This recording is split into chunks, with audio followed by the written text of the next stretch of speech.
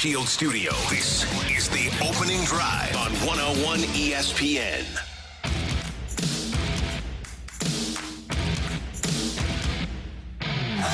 Good morning, everyone, and welcome to the opening drive on 101 ESPN in St. Louis, where it is 7 o'clock. Woof. 7 o'clock, your time check brought to you by Clarkson Jewelers, an officially licensed Rolex jeweler. Brooke Grimsley, Danny Mack, Matthew Rocchio, Randy Carricker. Great to have you with us. How are we doing, everybody? Good morning. I'm doing great. Happy it's Friday. a little chilly outside. It was. Chilly. Ooh. Danny? Good morning. Good morning. Yeah, good morning to you. You do a little sound bit better. good. Getting there. It's on the comeback trail. Slowly but surely. Good. Matthew's walking out of... Now, you didn't sound terrible, Dan. I should did. clarify there. No, I did. But now you sound way better. It's getting better, so that's a good thing.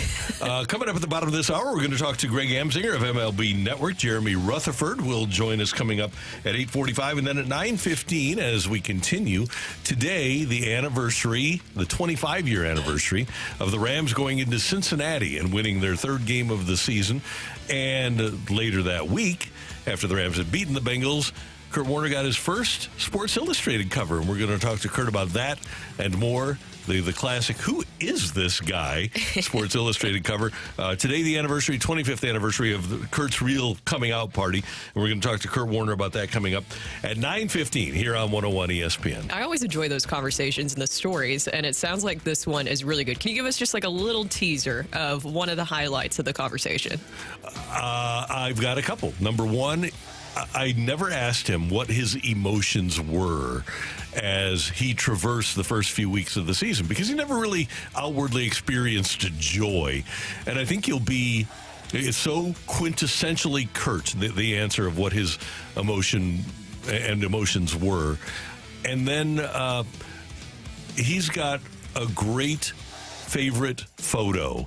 I ask all these guys, what's your favorite photo? And they all have a great one. It's really fun. So, and Isaac next week, I interviewed Isaac yesterday, and Isaac has some great answers too. But Kurt is fun. He's always endearing and enchanting, and I told him, I said, hey, you'll always be St. Louis's quarterback because of circumstances.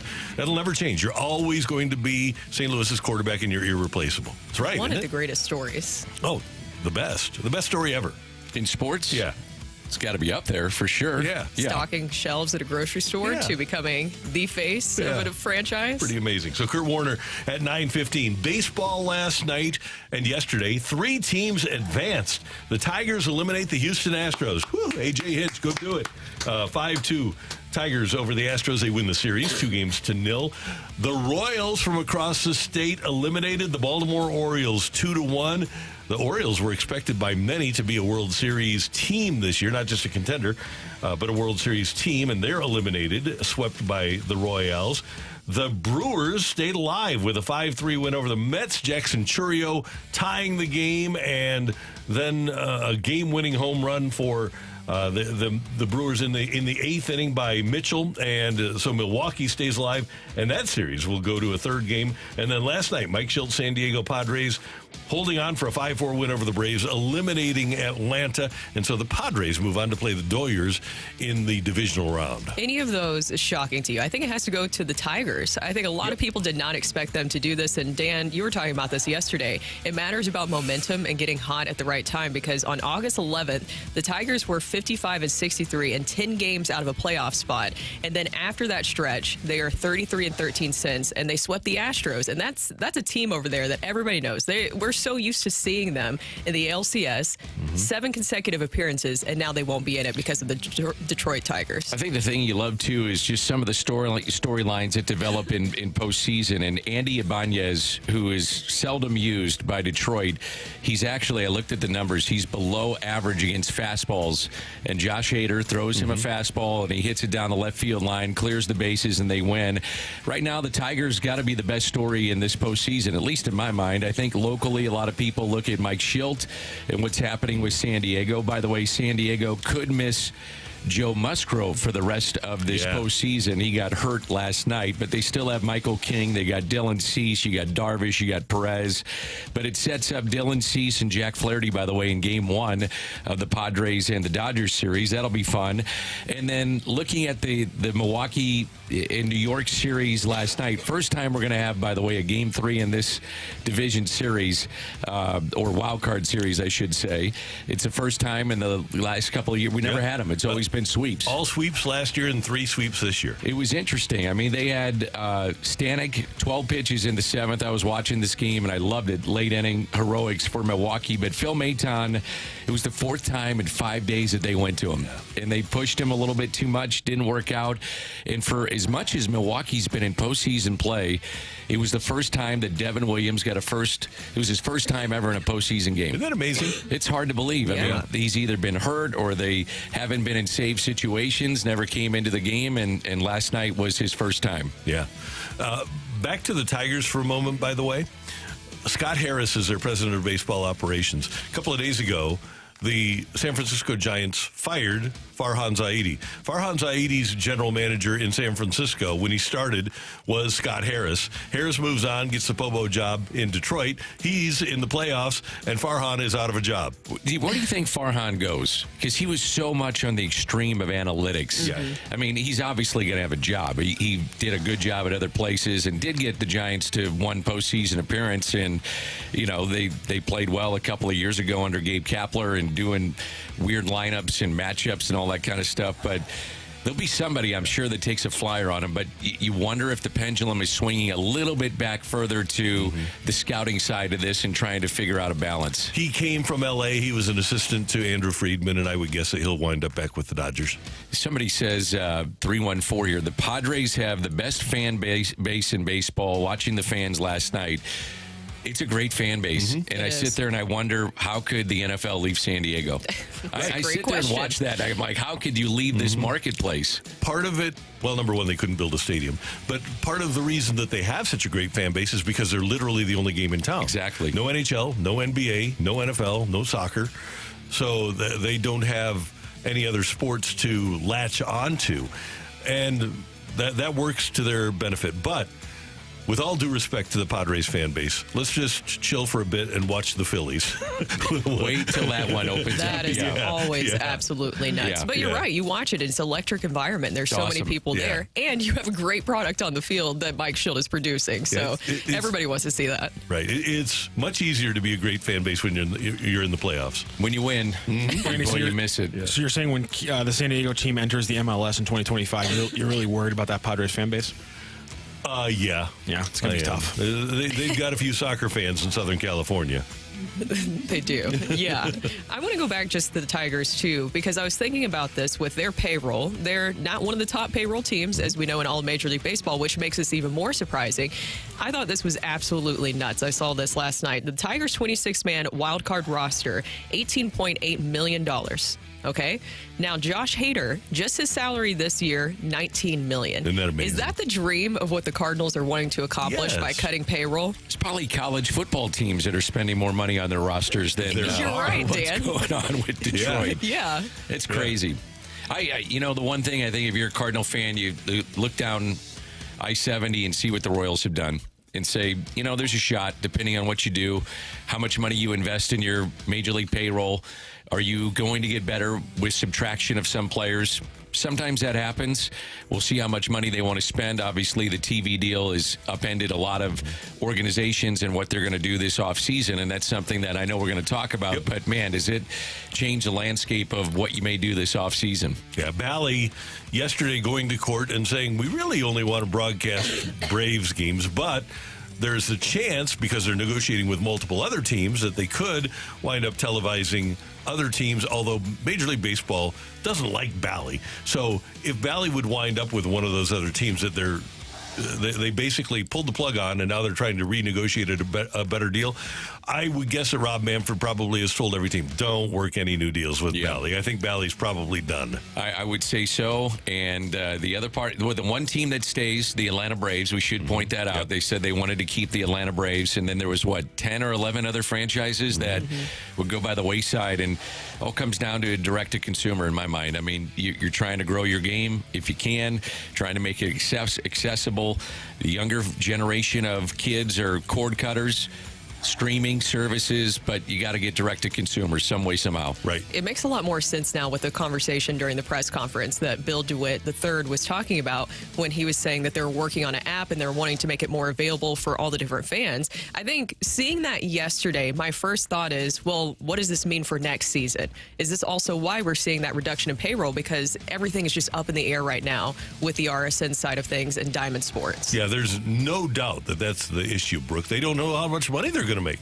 They're I mean, that's $73 million out the door potentially. Yeah, exactly. $73 million. Yeah. Wow. That's the rights fee, I believe, for next year. Yeah, so when you lose that kind of money, and now you've got 11 teams, 10 teams that are in line to lose that kind of money, there's upheaval. Now, ultimately, this will all get hashed out because you look a lot now at the Diamondbacks. They've got a working TV product in place that they just need to sell. Padres are in the same situation.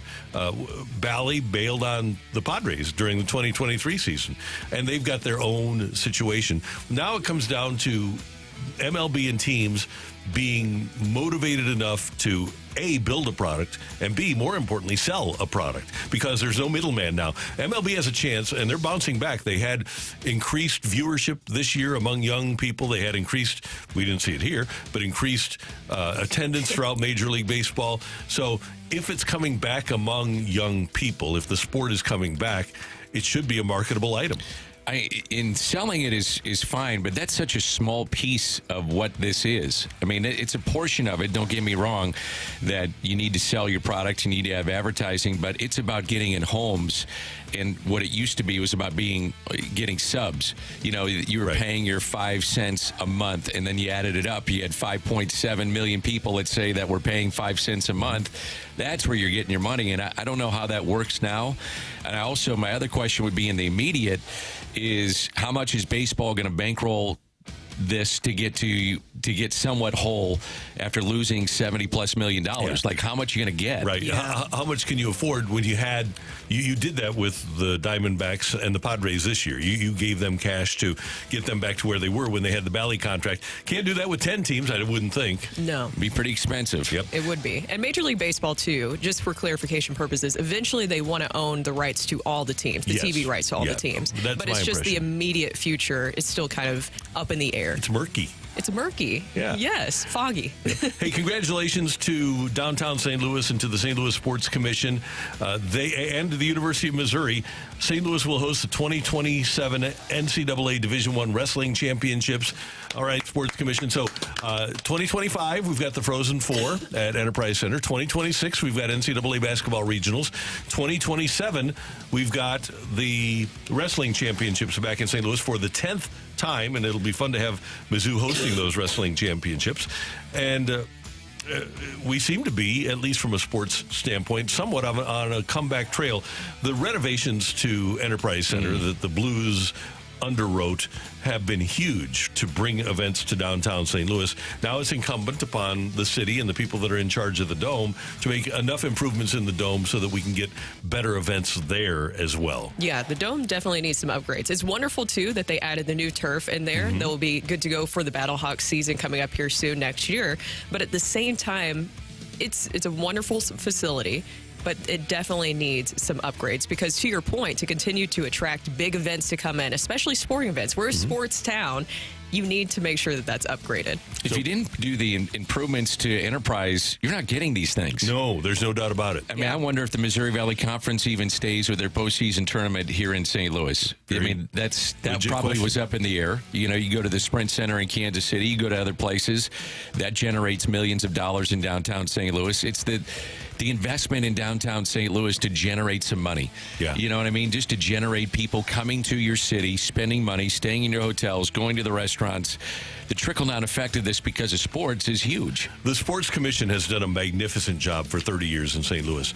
But the powers that be above them, the governmental people who are charged with enhancing a city, they're like 100 years behind Indianapolis in sport, in terms of sports, and recognizing the value of sports to a community. Probably don't have the All-Star game. The NHL All-Star game. No, that there's came no through. way. You know, you wouldn't have that. You That wouldn't one have year for the SEC basketball tournament. Exactly. You wouldn't have that. You wouldn't have the Missouri Valley Conference tournament. I mean, there's a lot of things that bring money in that pay for the investment of what you put into that building. Yep. And there are good things happening in downtown St. Louis. That's Dan. That's Brooke. I'm Randy. And coming up here on 101 ESPN, we've got Sick of It. Get your text in. 314-399-9646. Yo-ho. 314-399. I like that. Yo-ho. Sick of It next on 101 ESPN.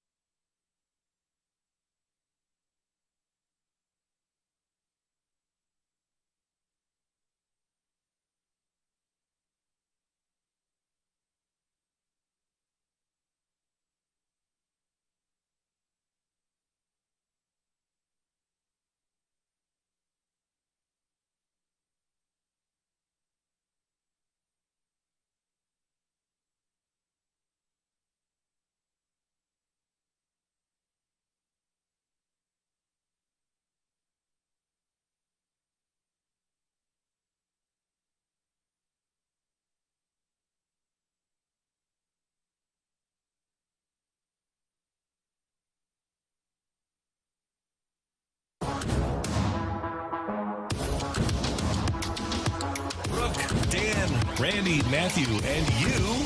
It is time for Sick of It here on 101 ESPN. Guys, I got to tell you that we are at a point now where I am, and I'm as entitled as any Cardinal fan. I'm sick of not having playoff baseball in town. We had it a couple of years ago for those It's been 2 years. But we had those 2 games against Philadelphia. Yeah. But I want to have a nice run. You know what I'm interested into is I've used that word, and people have disputed my thought process that Cardinal fans were entitled because they thought they deserved having a playoff team every year. And that was borne out, by the way, by the 2019 NLCS when they didn't sell out. People thought, okay, that's just what we're supposed to have, the playoffs. It's not something that you are entitled to, but I think Cardinals fans, many of them, felt an entitlement. But I'll be interested to see the next time the Cardinals are in the playoffs what the reaction is if Cardinal fans return to being the BFIB. I think they will. I think they're hungry for it. Now, it's interesting that in the playoffs, you've had games starting on Tuesday afternoons.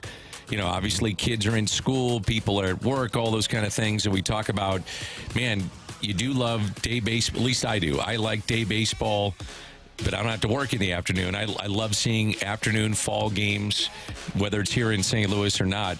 There were empty seats across the board in the various cities that were hosting these wild card games. So it's not just something that we saw here in St. Louis. It's kind of across the board right now. It's a big thing. I was listening to some of the games on Sirius XM, and they're really heavily promoting tickets being available on sale. Yeah, I'm with you though, Randy. I know it was just 2 years ago, but it feels like forever since we've been able to celebrate that. See the champagne bottles popping. Yeah, and then we didn't in 22.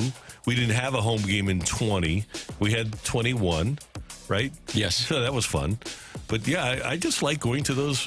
When October starts, I feel like that's kind of part of what I've become since 2000 with this ownership. The younger generation has no idea about what it was like at times here in St. Louis. Man, yeah, when we didn't have playoff baseball. Man, if you're a 25-year-old, 30-year-old, you're just accustomed to seeing the Cardinals be competitive. You're seeing them win divisions. You're seeing them go to postseason play. You just expect it. Right. I'm spoiled. I admit. I'm spoiled and I'm entitled, and I want playoff baseball, and I'm sick of the Cardinals not being involved in it. If you're spoiled and entitled, somebody spoiled you in the first place. Did. Yeah, the DeWitt family did. It's all on them.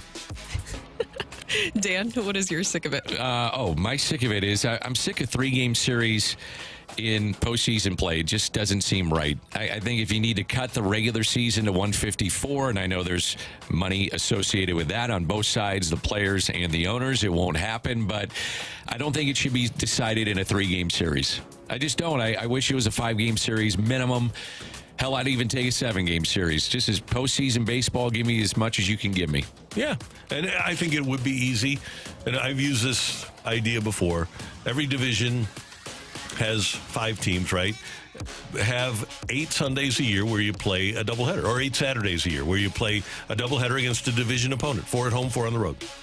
So do you guys like the 3 games? It is high drama. It is high drama. Yeah. I don't mind it because of that. Yeah. Now, I wouldn't be opposed to a 5-game series because, to your point, I think what I like so much about the Stanley Cup playoffs is that every single round, you definitely feel like, okay, this team definitely deserves to win it. Now, that's a lot of wear and tear on these players, but at the same time, it feels like you definitely know that team deserves it because they battled through that entire series to get to the next round. I'm a coin flip here because there isn't a world in which I believe that the Detroit Tigers are better than the Houston Astros, but I like seeing Houston lose that series. And if it goes 5, Houston has a much better chance of winning than if it goes 3. So if you like upsets and the drama, then the 3-game is probably better. And the wild card teams are hot.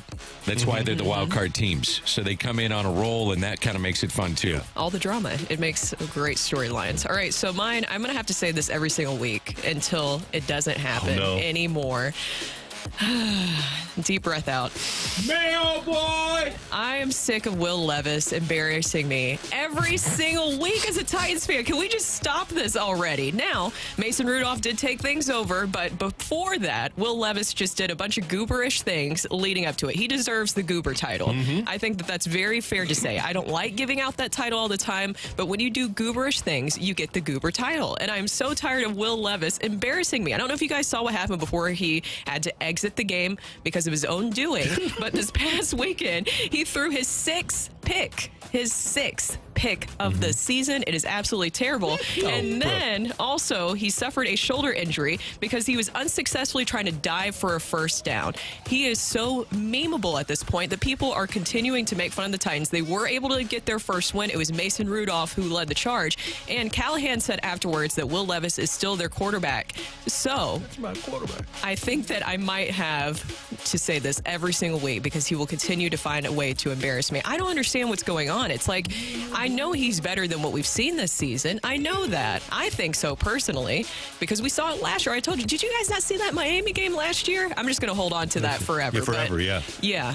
I don't know. Okay. I'm just I'm sick of being embarrassed by him. Number one, don't be mad at the 6 interceptions.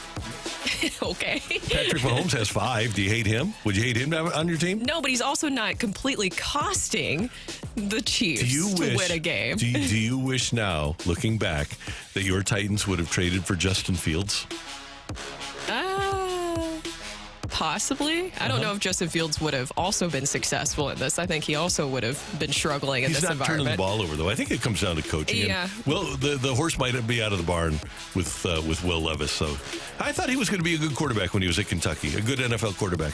But he might have been done in by that Mike Vrabel coaching staff. Somebody from 618 said, was it not already embarrassing that he's sponsored by mayonnaise? That's true. That's a good point. That's a great point. Matthew, what do we have on the text line? Sick of it. I'm sick of grocery stores running out of toilet paper again. I thought we were past this. What the hell? Wait, What's going what? on here? You have to blame. It's not the grocery store's fault. The problem is humans are terrible. And we suck. So there's a strike going on with the longshoremen, and the people were like, well, there's going to be shipping issues. And so people then freak the hell out. And Bottled water's the same way. Buying up bottled water and toilet paper without realizing that we do not import toilet paper. It comes in a truck, right? You morons. It comes in a truck. Yeah, it's moved across state lines via tires and wheels and diesel fuel. It's not brought to you on a boat. How is California supposed to get toilet paper if we don't ship it from Baltimore all the way through the Panama Canal and back to the West Coast? There's no other way. Unbelievable. That was a crazy time during COVID when people were stockpiling toilet paper. It was seriously so hard to find it. I actually have a picture of this in my phone. The day the world shut down, which was like, March 12th of 2020, I get sent to Costco to get necessities. So I pick up some canned chicken. I pick up a couple of the big things of ribeyes.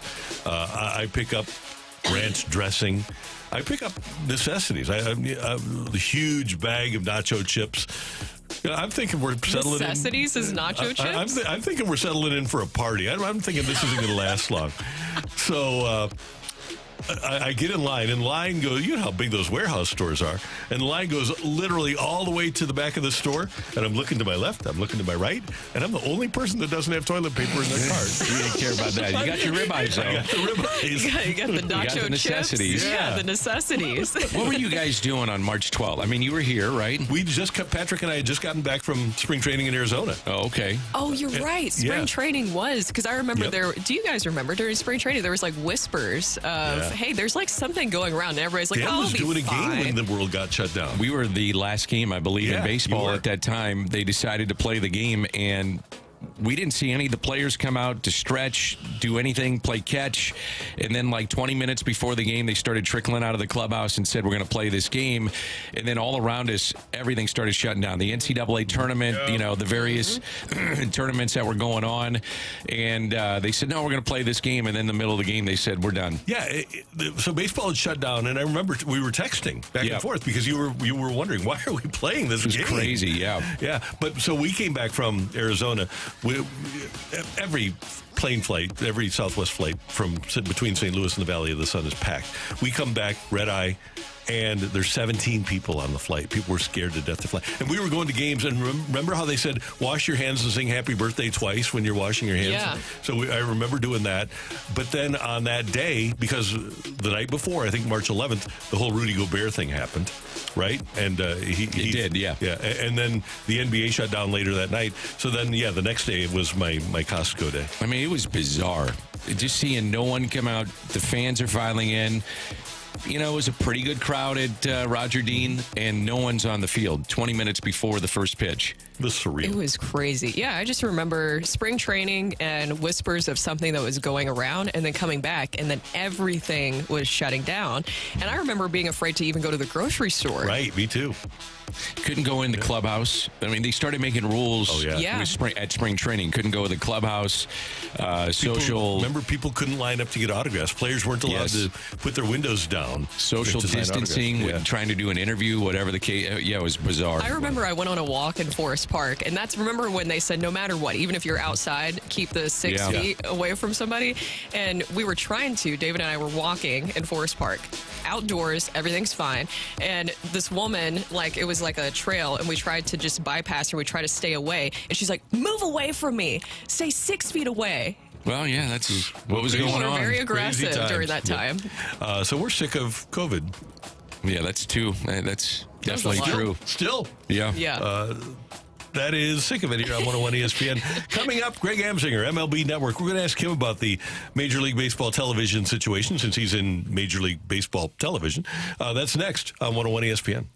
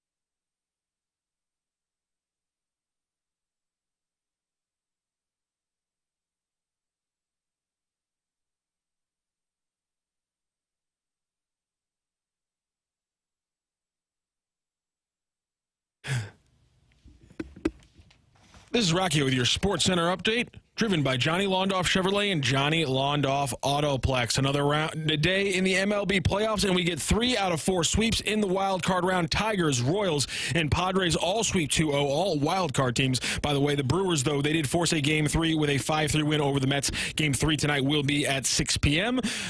Speaking of 6 p.m., you can catch the Blues and the Stars as they start a preseason game right here on your home for the St. Louis Blues, 101 ESPN and 101ESPN.com. Pregame starts at 6 p.m. for that game. And St. Louis City SC had a midweek match last night against LAFC. It was a late one starting at 9:30, and they did fall to one of the top teams in the league, 1-0. That is your Sports Center update, driven by Johnny Londoff Chevrolet and Johnny Londoff Autoplex. See them at londoff.com. Chevy, together we drive.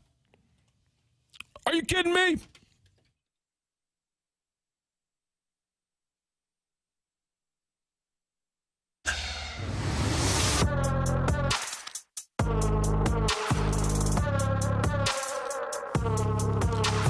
Brooke Grimsley, Dan McLaughlin, Randy Carricker, the opening drive, 101 ESPN, and we go to the celebrity line, and our friend, a native of St. Louis, a product of the Lindenwood University lead anchor for MLB Network, Greg Amsinger, joins us. Good morning, sir. How you doing? You know, Randy, I'm doing well. I'm just wondering if watching the Kansas City Royals and the Detroit Tigers and these incredible October runs, if they're making your listeners feel like there's hope for the St. Louis Cardinals. I would think so, yeah. I think that if the Cardinals can turn their young players into highly productive players, there's always hope, no doubt about it. You believe that, but do you believe your your listeners believe that? I think so. I think in their heart of hearts, they understand. The Cardinal Nation understands that if they're watching playoff baseball and have for the last few years, they saw the Arizona Diamondbacks in the World Series last year. Yeah, I think so. And one of the things the Cardinals have always leaned on, and fans have not glommed onto, is the randomness of the baseball postseason. I keep pointing out that aside from the COVID season, 2019, 2021, 2022, 2023, the last seed, the bottom playoff seed in the National League, has made its way to the World Series. So I think people get that. Here's why the Tigers and the Royals are where they are. And I use this word all the time. Commitment. The Tigers finally committed to putting their most upset player, their highest paid player, on the shelf. Javi Baez placed on the IL. Go back to that date. They're by far the best team in baseball. They're over 20 games over 500 since they put Javi Baez on the IL. Mm-hmm. And now they're committed to A.J. Hinch pulling all the strings. He is the most powerful manager in baseball. The commitment to the free agent approach of the Kansas City Royals to get pitchers who don't necessarily have swing and miss stuff, very similar to what the St. Louis Cardinals did in their rotation in the winter, was a commitment to a new approach of starting pitching. They went and got Cole Reagans at the deadline the year before. He became their ace. Seth Lugo is going to be a Cy Young finalist. Michael Wacha added stability. It was a commitment to approaches. And I think that clear branding for teams lets them be led, and they can really bring out the best and all the talent on that roster. So that is why you're seeing this massive transformation with these two AL Central teams. Hey, Greg, before we get to more of the playoff baseball, what was your take yesterday on what happened with Bally, and what can Cardinal fans expect in the future? What do you think the fallout will be? Well, I think direct-to-consumer products are now being developed. MLB Network already has one. I think Major League Baseball is going to ensure fan bases get their teams of their favorite teams, get their games of their favorite teams. That's going to be the number one priority. We're doing it already for select teams. San Diego Padres, Arizona Diamondbacks, those fan bases are very happy with what Major League Baseball has been providing them. Do not panic. That's the number one thing I'm telling fans of all of these teams that Bally's decided they won't represent and produce those games next year unless the deal's renegotiated. They're going to hold on to the Braves. Don't panic. You're going to be able to watch every Cardinal game next year. Major League Baseball is ensuring that. This is part of a grand plan down the line. There'll be new revenue streams that no sport has ever thought were possible that Major League Baseball is going to be able to create. But it's going to be different than the conventional, here's $1 billion for a 20-year TV deal, and that contract looks good in year 4, 5, 6, but then after that, you're going, man, when can we get out of this deal? So this is a way to keep financial flexibility and create revenue streams that no sport's ever seen before. So this will be fine for the team. I know it doesn't feel that way now. It's hard to project and make budgets because you're used to having this revenue stream, this consistent TV income. But it'll be fruitful for major league teams eventually, and you're going to get your games if you're a fan watching the St. Louis Cardinals. Greg, as I'm sure that you watched and listened with the press conference the Cardinals had the other day, that is one thing that they were kind of talking about, is making things easier for fans to access when it comes to watching the Cardinals. And I think another big question, too, is that comes out of this is that I'm sure you saw that they are reducing Major League payroll for next year. They're focusing on their player development in minor leagues. But is all this stuff that's happening with TV and with Bally, is that part of a reason why they're reducing payroll at the Major League level? I think it's part of the stew, no question, Brooke. You're reminding yourself which organizations are just a cut above in their ability to make money. And there are 5 that we're not going to view as part of this process of being under this MLB media umbrella where we're producing games down the line. And those 5 are pretty obvious. It's the Yankees, it's the Mets, it's the Dodgers, it's the Cubs, and it's the Boston Red Sox. They're RSNs. They love their own. They have their own. They think they make a lot of money right now, and I'm sure they will for the foreseeable future. But aside from those organizations, you're looking at teams that relied on media income heavily and how they constructed their roster. So to think that you're going to operate the same way isn't a smart way to operate your business. So they're going to make adjustments. And look, I don't want to say that Major League Baseball is a sport of the haves and the have-nots. I think you could say that across the board in every league. It's just the way it is. And the Cardinals are going to have a reckoning. And unfortunately, there are examples out there of other organizations who aren't spending in the top 10 in payroll, but yet they're consistent winners. And if owners can see that, they can look at their own front office leadership and go, why can't we have the same sort of vision? And I think you're going to see not just the Cardinals, but other major league organizations pushing their front office executives to be a bit more creative and cost efficient. So it's not just the Cardinals that are dealing with this reality. You'll see many other organizations doing the same thing. You mentioned other revenue streams. What might those be? Well, look, when you can monetize a day-by-day product, anything can happen. So when you're locked into a certain amount of money you're getting, let's just go back to 2018. Fox Sports Midwest signs a deal with the St. Louis Cardinals that eventually was sold to Diamond Sports. But you're excited the day you signed that deal in 2018, and you're looking at how much money that will be per year. Well, that gets locked in. You're not making more money than that based on ratings, based on going to the World Series, based on a thirst for the content. You can add and decrease the value of games. What do I mean by that? You'll have teams eventually that will pay for a package. Let's say, use the Cardinals, for example. The Cardinals, MLB Media, or MLB Plus Cardinals package. So you're going to get all of this content that comes with that deal. You're watching your favorite team, and you're part of the loyal fan base that's paid the subscriber fee to have that for the year. But if you haven't done that, and all of a sudden we're going to the last weekend of the regular season and the Cubs are playing the Cardinals, they're both tied for first place, and you're like, I got to get these games. Back in 2018, no organization is getting more of a media boost. That TV deal is already what it is. But now you can almost do a pay-per-view cost increase. We're like, hey, for all of you that didn't pay at the beginning of the year, this weekend series costs $49.99. This is all just, creative thinking, what I've heard across the board of how this could change. And these are different revenue streams that, pay-per-view opportunities could really impact things. And it also, as you look at what you're doing to run an organization, keeping your team relevant, signing a superstar player long-term. I'll use O'Neal Cruz as an example for the Pittsburgh Pirates. It now behooves you to have content that has, a craving. if you can get people that want to watch these people or follow these people, and now they've got viral content and people are tuning in because O'Neal Cruz is going to try to homer in a 7th straight game, that game can be now sold on a day-by-day basis. This is a completely different landscape for media, and Major League Baseball is at the forefront of it. Hey, Greg, of the series that we know are going to happen in the divisional playoffs, we've got the Tigers and Guardians, we've got the Royals and Yankees, we've got the Padres and the Dodgers. So I'm going to leave the Mets or Brewers against Philadelphia out of this at the moment. Is there a series or a player that you find particularly compelling that you say, you got to watch this?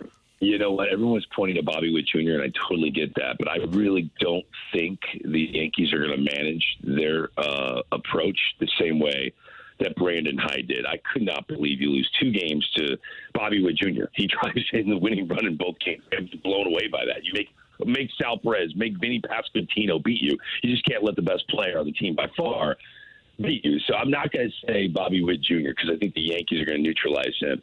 To me, it's Fernando Tatis Jr. He had 3 more hits last night, got on base 4 times, doesn't need to hit a home run every day. We interviewed him last night, and Luis Arraez has impacted him immensely. And it does make a lot of sense when you think about the roster that they have. You know, Fernando Tatis got his last big contract. Manny Machado got his last big contract. Xander Bogaerts got his last big contract. Probably Jake Cronenworth got his last big contract. You're looking up and down this lineup, and what does it take to get those contracts? All of the analytical aspects to hitting, exit velo, launch angle, slug, all that stuff, right? But now they've all been paid. What is Luis Arraez bringing to the party when they acquired him? Hey guys, why are you striking out? Why do we strike out? Let's put the ball in play. Now, if you're a player that doesn't have your big contract, it does not behoove you to put the ball in play. Why is that? Because, well, if you have a 2-strike approach, your average exit velocity goes down. And unfortunately, these mind-numbing idiots in front offices all over the league think that is a stat that's worthy of being considered. So Luis Arraez understands that his average exit velocity is not great. His chase rate's pretty high, but he puts the ball in play. Since he has been on that roster, the San Diego Padres have the best strikeout rate in baseball. They don't strike out. Go back and look at other World Championship teams. The teams that don't strike out are usually the ones that win the World Series. It's an amazing thing. Last night, the Padres struck out only 6 times. Only 6 times. They are going to be a force to be reckoned with. Fernando Tatis Jr. is back playing like an MVP caliber player again. I never thought that this guy was just a product of PEDs. No. I say it all the time. My favorite shortstop in baseball plays right field for the San Diego Padres. He's a star, and you're going to see how great he is this October. Chaim Bloom signs a 5-year deal here in St. Louis. What's the industry thoughts on what Bloom was able to do in Tampa Bay and Boston and what he might bring to St. Louis? At first, I think confusion, Dan, but the more you sort of read between the lines, what he was good at in Boston was constructing a farm system. And if you're looking at where the Cardinals are heading, and more than likely you're trading away significant veteran players. Who better to do that than someone who has a track record for evaluating other organizations' minor league players and acquiring a terrific farm. So I think he's got the pedigree to do that, and they liked working with him in the year that he has been with the St. Louis Cardinals front office. So this is, to me, a move that makes a bit of sense. That is the number one priority right now, is evaluating what other teams have and seeing where you can move a Wilson Contreras, a Sonny Gray, dare I say, Nolan Arenado. This is the future where the Cardinals are heading.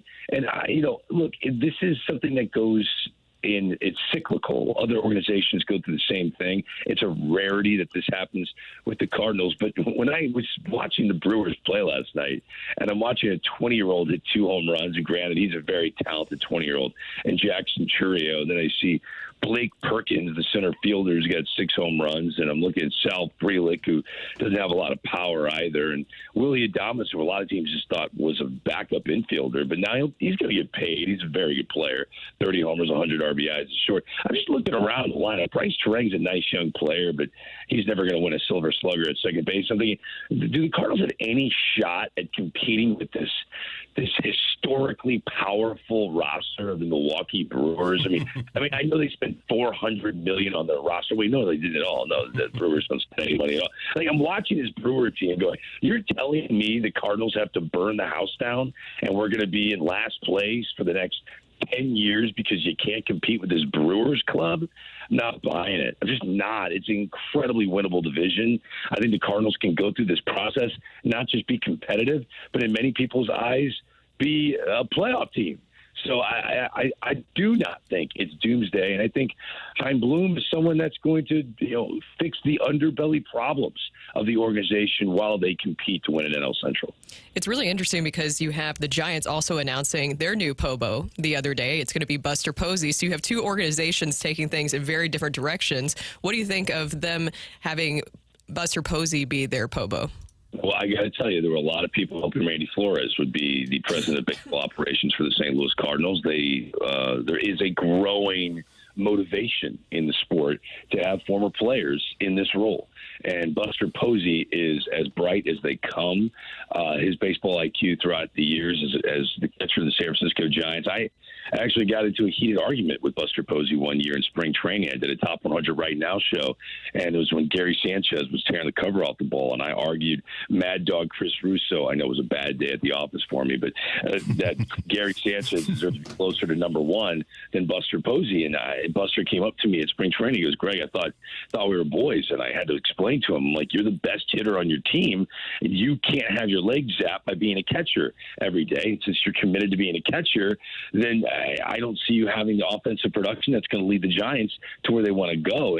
And what he told me is, like, my impact behind the plate is more important than my impact with the bat. And I just had a hard time understanding that. But anybody I've talked to about Buster Posey, they're like, no, you have to understand, he's like the Tom Brady of catchers. He understands everything from defensive positioning to pitch sequencing to which pitcher should be in the game right now.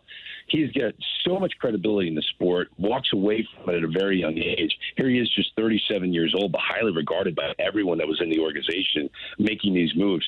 Would I be shocked if a certain consultant for a current playoff team left that role as a consultant and joined Buster Posey as a consultant next year with the San Francisco Giants? No. Who am I talking about? Brian Sabian is a consultant right now for Brian Cashman and the New York Yankees. I would not be surprised at all if the former GM and president of baseball ops left that role to rejoin his old organization and help out Buster Posey. I think Buster's going to be great. I think it's important to have former players in these roles because what are they doing? They're essentially valuing who deserves to get paid on a Major League Baseball roster. And to do that by using nothing but statistics has taken our game to, at one point before the rule changes, to a stagnant place, an unathletic, stagnant place. To having former professional baseball players evaluating rosters and constructing them will get us back to where we need to go. And I think it's a good move for the Giants and a great trend for Major League Baseball. You can watch Greg Amsinger on MLB Tonight. After all of the playoff action, Greg, can Kyler Murray ever play in a Super Bowl? There are days I say yes, Randy, and then there are other days, and I don't want to be I know I'm 6'5", so I've been blessed with height. There are other days I'm like, how can he even see over these guys? He can't. Yeah. He's a little fella. I don't think he can. And there are moments where you actually see that he can't see. And he kind of lobs the ball up there. I don't know, man. I'm hoping he's going to have to use his legs a lot more than he uses them now. He's exciting to watch, but I just don't know if he's consistent enough to get the Cardinals. The Big Red. I only call him the Big Red, by the way, because no one in Arizona calls him that. Right. I don't know if he's got enough to take the Big Red where they need to go. Should have gone with baseball. The Oakland A's are waiting. They're waiting for him, man. But can I give you one more bad news, good news thing? Because you were talking about the average exit velocity of Luis Arraez. Luis Arraez, number 229 in baseball rankings with an average exit velocity of 86.3 this year, tied with Stephen Kwan, who's at 228. But here's the bad news part of it. At 226 is Nolan Arenado at 86.3.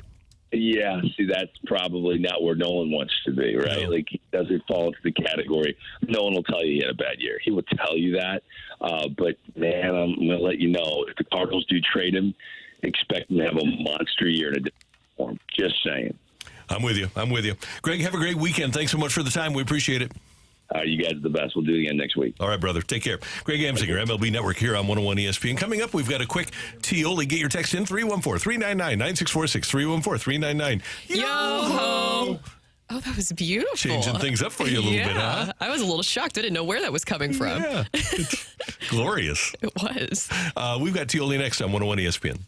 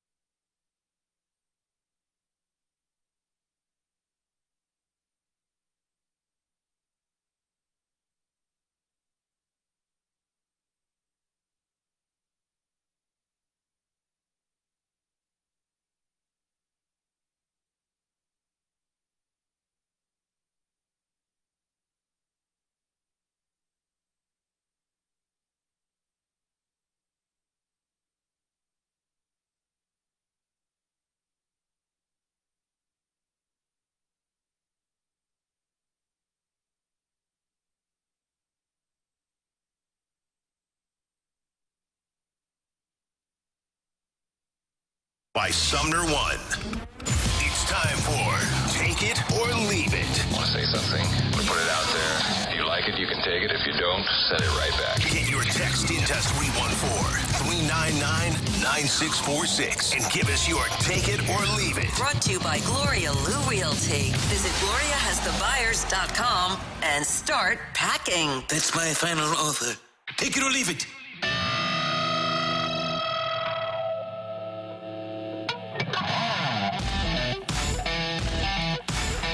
Dan, Randy, and Matthew. And time for Take It or Leave It. We were just looking. Jose Quintana starts for the Mets today against the Brewers in Game 3 of their first-round playoff series. Take it or leave it. If Quintana goes 5 1/3 and allows one hit, you yank him. Carlos Mendoza. I'll take it because that's what you're supposed to do with Quintana, right? How it works, yep. That's Still what you're not supposed over to it, do. huh? Never will be. Yeah, I get it. I'll never get over that and then the Ryan Helsley thumb incident. Yeah. Remember that? Yeah, Oh, at yeah. the end of that game, yeah. Yeah. It's not great. No, it wasn't. No. Got to get over it, Randall. It's time to move on and turn the page. You know, I love talking to old pitchers. Our buddy Mark Burley, who's probably listening right now. We were talking the other day about how they probably wouldn't let him pitch now. And that's I'm not he's sure he gets signed. so competitive. He might not get right? signed. But yeah, but you take him out after the first. How ridiculous is that you take a guy out after facing a lineup twice when they have that kind of stuff going like Quintana did that day? I was watching, and I can't remember which game it was last night. I was flipping back and forth, and the starter went 5 innings or something like that. And I mean, they said, what a great job this starter has done. And he's getting high fives and pats on the back. I'm thinking, 5 innings? That's it? But that's the game today. It is what it is. Is that just analytics or is it something else that we're seeing? Because we talked about that mysterious 100 pitch count where you have to pull a pitcher after that. It's part of analytics. Yeah. You know. Yeah. All right. So take it or leave it. There will be a sweep in the division series. I'm going to take it. I'm going to take Philadelphia against whomever they play. I'm going to leave it just because of the randomness of baseball. That's good. The randomness of baseball is crazy. But it also has allowed us to have 3 sweeps in the first round. Exactly. All right, take it or leave it. The time of game for 9 innings this year was 2 hours and 36 minutes, quickest since 1984. Take it or leave it. This isn't actually good for baseball. We need longer games. I can't believe I'm saying this, but I think we need a little bit. I'm not going to 3 hours, 3:15. Let's make it a little bit like 2:45 is good. I'm going to leave it, Dan. The TV ratings, especially among young people, went significantly. They were up like 12%. Attendance was up. I think people are liking it. I think people in a short attention span society, people are enjoying not having to think that long. So I agree on the TV side. I'll disagree if you're at the ballpark, because I never heard anybody at the ballpark saying this takes too long. They loved being at the ballpark. No matter how long it took. You're right. Yeah, I think the only rule that I don't like, and I'll have to leave it because I do think if you're talking about engaging younger viewers, it needs to be in this time frame. I like the pitch clock. The only rule I don't like is the ghost runner. Yeah, that's the fair. only one that I don't like, I used honestly. to like those 20-inning games. This is the most stolen. This may shock you guys. It was the most stolen bases since 1915.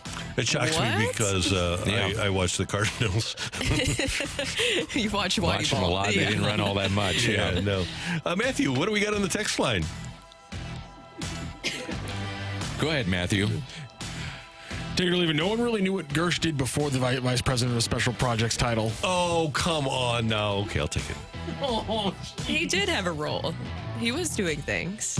It's just that then things started to go south last season and they kind of pulled him away. Because remember, last season they were kind of pushing him more into talking to the media, and it seemed like he was taking on a bigger role, and he might be the heir apparent to John Mozeliak as the president of baseball operations. And then things went south last season, and then we didn't see Gersh as much, and it was back to Mozeliak speaking to the media. I think we would have seen him more if COVID didn't hit. Exactly. Yep. They were starting to parcel some of the duties that Mo had at that point. Then COVID hit. He became kind of the face of what the team was doing, the organization was doing day to day, how they were approaching this. I think if that doesn't happen, I think we would have seen him a little bit more. He is a good person, nice guy, very smart guy that I think was put in an untenable situation as the general manager. When he was put in that spot, he should not have been placed in a front-facing role. He got better at it as time went along. But I think that the Cardinals just kind of did him a disservice by making him the general manager at the time that they did so. So Mo would sign off on the moves, but behind the scenes, a lot of the moves were done in conjunction with the team, and he was part of the team. Yep. And I mean the front office team. Take it or leave it with the new. Take it or leave it. The new Cardinal model will see Wynn and Walker locked down on long-term contracts before the beginning of 26. I'll leave that. Leave that. I could see Wynn, not Walker. Yeah. Jury's still out on Jordan Walker and what's going to happen there. Do you think Wynn would take that, a long-term contract? How much are you going to pay him? That's the big question there. And I do think the Cardinals will be risk-averse, and I think they'll probably, under Chaim Bloom, they'll probably be very confident in their ability to develop more young players. So I'm kind of thinking that the Tampa Bay model might be the one that the Cardinals live by. I don't know if they go that far, though. I don't. Yeah. Sorry, Brooke. I don't know if they go that far with it, because I still think you need to have some kind of star here in St. Louis. Yeah, would Corbin Carroll's contract, he signed 8 years, $111 million. Would that be a good comp for Mason Wynn? Probably around there. Yeah. But if Wynn has another year next year, if he improves upon this year, next year, he's looking at a shortstop, right? Isn't he looking at Witt? I think Bobby Witt's in a different stratosphere. But if the numbers are the same, he will definitely look at that. Yeah. If the numbers are the same, so you're counting on a big uptick then in what Wynn is doing. Yeah, he's going to have to do a lot to get to those numbers. If he gets to 20 home runs, which is, I think, attainable. The stolen bases, not so much. Defense, he's there. If they let him run, he can steal bases. So Bobby Witt Jr.'s contract, 11 years, $288 million. Yeah, I don't see that. I don't see that here for Mason Wynn, but I could absolutely see him looking at Bobby Witt Jr. and making the comp. Bobby Witt Jr. to me is in a different stratosphere. And Mason Wynn's a really good player, but he ain't Bobby Witt Jr. You know, his agent's going to try to sell that, though. Of course. Yeah. Yeah, 332, 32 homers, 109 RBIs. So there is a level that Mason would have to live up to get there. Now, if he got there, I'd say, yeah. Mm-hmm. Young guy, shows that he can do it. I want to see it more than just next year. I'd have to see it for another year before I do something like that, but not right now. All right. Thank you, Matthew. Oh, okay. Thank you. And thank you very much for your text. We do appreciate it. Coming up, Bally may or may not have dropped the Cardinals, but what's next for the Cardinals on TV? That's coming your way on 101 ESPN.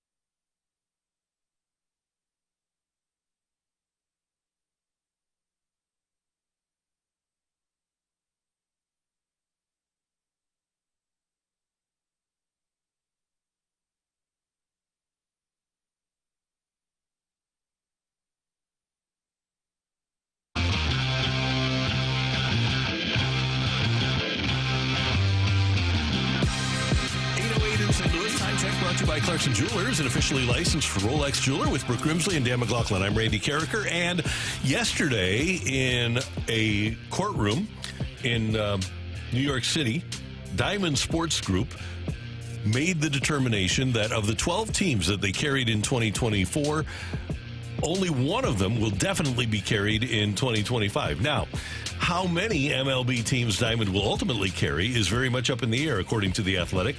And Diamond's message, the people that carry the games to Major League Baseball, is that it wants to renegotiate the remaining deals. Quote, for many of these clubs, we've got proposals out. We have provided significant diligence and projections, and our management team has had live discussions with every one of those clubs, the attorney for Diamond said. But at the end of the day, the amended plan now puts the decision in the club's hands. And as Greg Amsinger told us, Major League Baseball already has plans to be able to televise Cardinal baseball for you next year.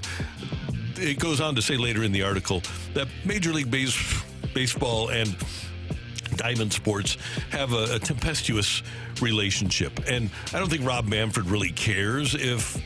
I don't think he wants to be associated with Diamond. I think he wants to take everything in-house. So my belief is that what's next for Cardinal fans on the short term, you will probably have an MLB app next year that you will be able to buy the games on, maybe $19.99 a month or something like that. And you'll be able to go anywhere in the world, anywhere in your vicinity, and watch the game on your phone or your iPad or on an app on your big screen TV. However, baseball also ultimately would like to have games on free television. And this is where I think the new Channel 4 platform, Matrix, comes into play, because while they do want to sell their app and they want to make it accessible, make all of baseball accessible for people, they also would like to have, for people that are living in retirement homes, living in places where you just can't get an app all the time, they want or understand how it works. Yes, exactly. Yeah. Well, old people, they want the games to be accessible to them. So I would think that that's probably where we're going to be headed within 3 or 4 years. Guys, I would be really surprised if Bally had any more than the Braves next year. Yeah, I mean, all of this is very interesting to see play out. And I think there's a lot of questions that people have, especially when you're looking at, you just talked about there with Matrix and what they're doing. I don't know if you guys saw this, but the other day, Chicago Sports Network is something that launched, and that is what you're talking about there, is where you have some teams working together to have the sports network. Is that something that the Cardinals could do with the Blues? Do you see that also happening in the future? It appears as if they're headed on different paths. The Blues are already on Victory Plus, which is what the Stars started when they dropped Bally. The Dallas Stars got Victory Plus going, and Blues games are showing up on Victory Plus. That being said, I think ultimately the Blues could also wind up on Matrix. I definitely could foresee that next season.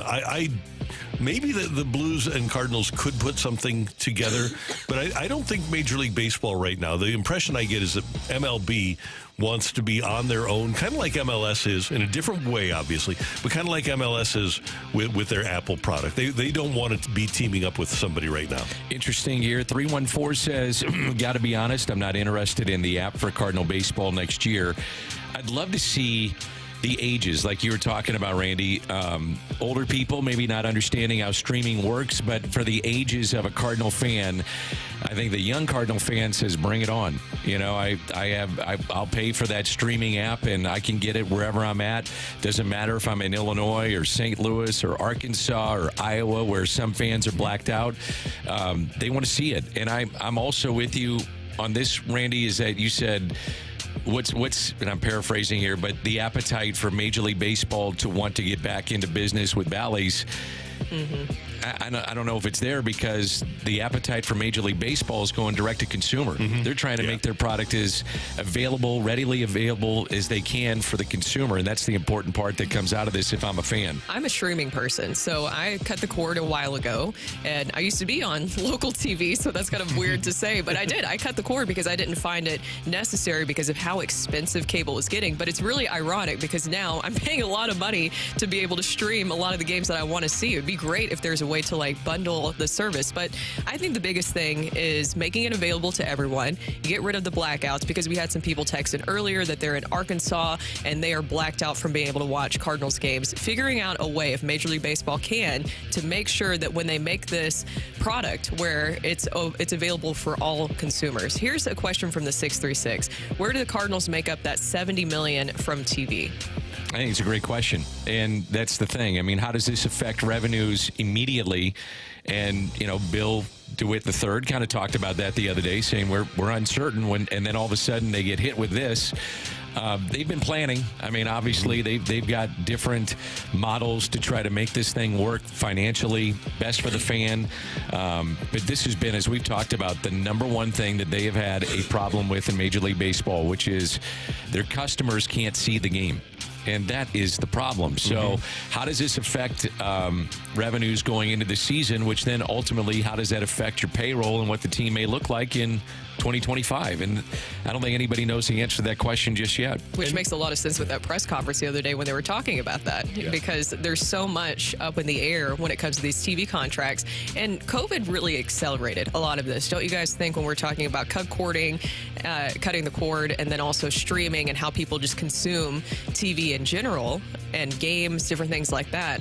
I think that COVID really accelerated all this, and that's why you're seeing all of this just murkiness and questions as to what in the world's going to happen. Yeah, and with all of that, this year, MLB's national television partners registered double-digit growth in the 18 to 34-year-old category, including ESPN Sunday Night Baseball up 12%, FS1 baseball productions up 24%, MLB Network games up 36%. Fox registered a 9% increase in the 18 to 34-year-old demo, which is a key demo. That's where you're getting a lot of brand loyalty built with beer and car and things like that. ESPN Sunday Night Baseball finished the season with its most watched season in 5 years since 2019, with an average audience of 1.5 million viewers, and much of that is attributable, guys, to streaming, to people utilizing ESPN Plus, to people utilizing the Fox Sports app, to people utilizing MLB.TV.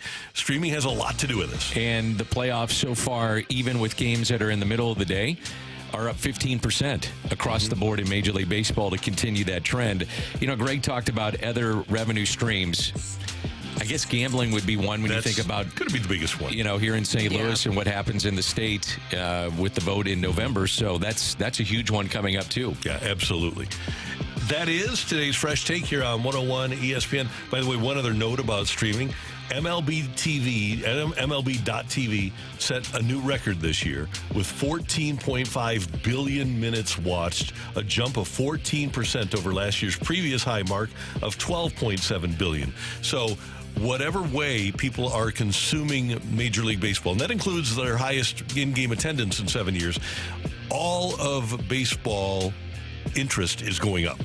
Which is a good thing. Yeah. And to your point, Randy, I think you hit it on the head. It's the streaming available for people that understand how to do it. And if you can make that available locally, you're probably going to see more interest in that too.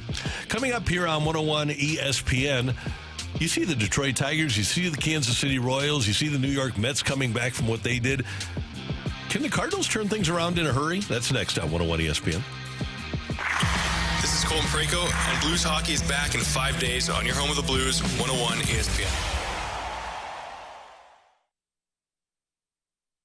We've been here 30 years, 30 Christmases in this house, and we have the traditions that most families have. That's Terry talking about her experience with Rhino Shield ceramic coating. We did Rhino Shield 14 years ago, and the house still looks the same as the first day. Rhino Shield really worked with me to help me get just the right, nice, soft yellow, and it's 14 years later, and it's the same color. The main reason Terry called Rhino Shield is because it's backed by its 25-year transferable warranty. It just sounded wonderful that we could have the house coated with Rhino Shield and not have to worry about it again for 25 years. Take it from Terry. Give Rhino Shield a call now for a free evaluation. 877-25-RHINO. 877-25-RHINO. Or visit 877-25rhino.com. There have been neighbors that have come by and said, "Did you just have your house painted?" Because they wanted to know who the contractor was. And I said, "No, it's actually Rhino Shield." 877-25rhino.com. What's it going to take for you to realize the IRS is in full-blown attack mode, and if you have IRS issues, your timely response is critical? Hi, this is Lance Drury with the Lance Drury Law Firm. We certainly know the IRS has ramped up efforts because we're seeing a lot more clients with threats of intents to seize property or levy rights to property. If you have IRS issues, call the Lance Drury Firm today. Today, don't wait. Those IRS notices have hard deadlines for exercising your appeal rights. If you miss the deadline, your rights to a legal appeal are gone. Let the Lance Drury Law Firm get between you and the IRS today, and we'll help you manage your case to achieve the best outcome. IRS problems are serious legal matters, so call Lance Drury Law Firm, located right here in St. Louis. Don't wait. Call 314-260-6120. That's 314-260-6120, and schedule your free consultation with me, Lance Drury, or visit LanceDruryLaw.com. The choice of a lawyer is an important decision and should not be based solely upon advertisements. Let's tell you about Stewart's American Mortgage. If you're someone who is looking to purchase a home, refinance, if you're looking to consolidate some of that ugly credit card debt, maybe you don't know exactly what direction to go to in any of these things. Let's make it easy for you. Call Stewie from Stewart's American Mortgage. He's going to help you every step of the way. If it's a new home you're looking to purchase, he'll get you to the closing table fast. How fast? Try 10 days. And he'll get you the best interest rate possible. And he also has the bagel loan that can help you out too. So what's the bagel loan? If you borrow $200,000 or more, there's no underwriting fees, no appraisal fees, no title fees, no lender fees, and no closing costs. Stewart is your guy. He makes it easy for you. Any questions on rates, the industry, the trends, give Stewart a call. Call him directly on his personal cell phone, 314-324-4440, 314-324-4440, or you can Google the bagel loan. NMLS number 226715.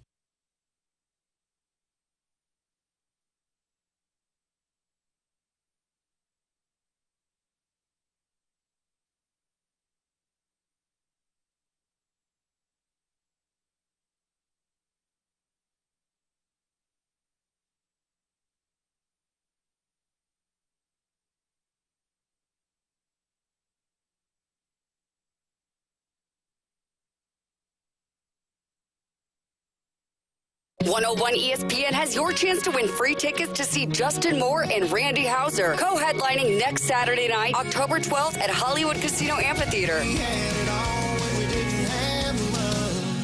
Let me show you how country feels. Find all the ticket details and find that chance to win free tickets for Justin Moore and Randy Houser right now, either at 101ESPN.com or on your 101 mobile app. Billiken Nation, this is your head coach, Josh Schertz. We want everyone to know SLU is for the Lou, so get your full season tickets now for as low as $125 or experience the excitement up close with 100-level seats for $540 by visiting SLUBillikens.com today. The 24-25 home schedule is a competitive one with many teams picking the top of their respective leagues. Pack Chaffetz Arena to show the nation SLU is for the Lou. Buy your tickets now by visiting SLUBillikens.com.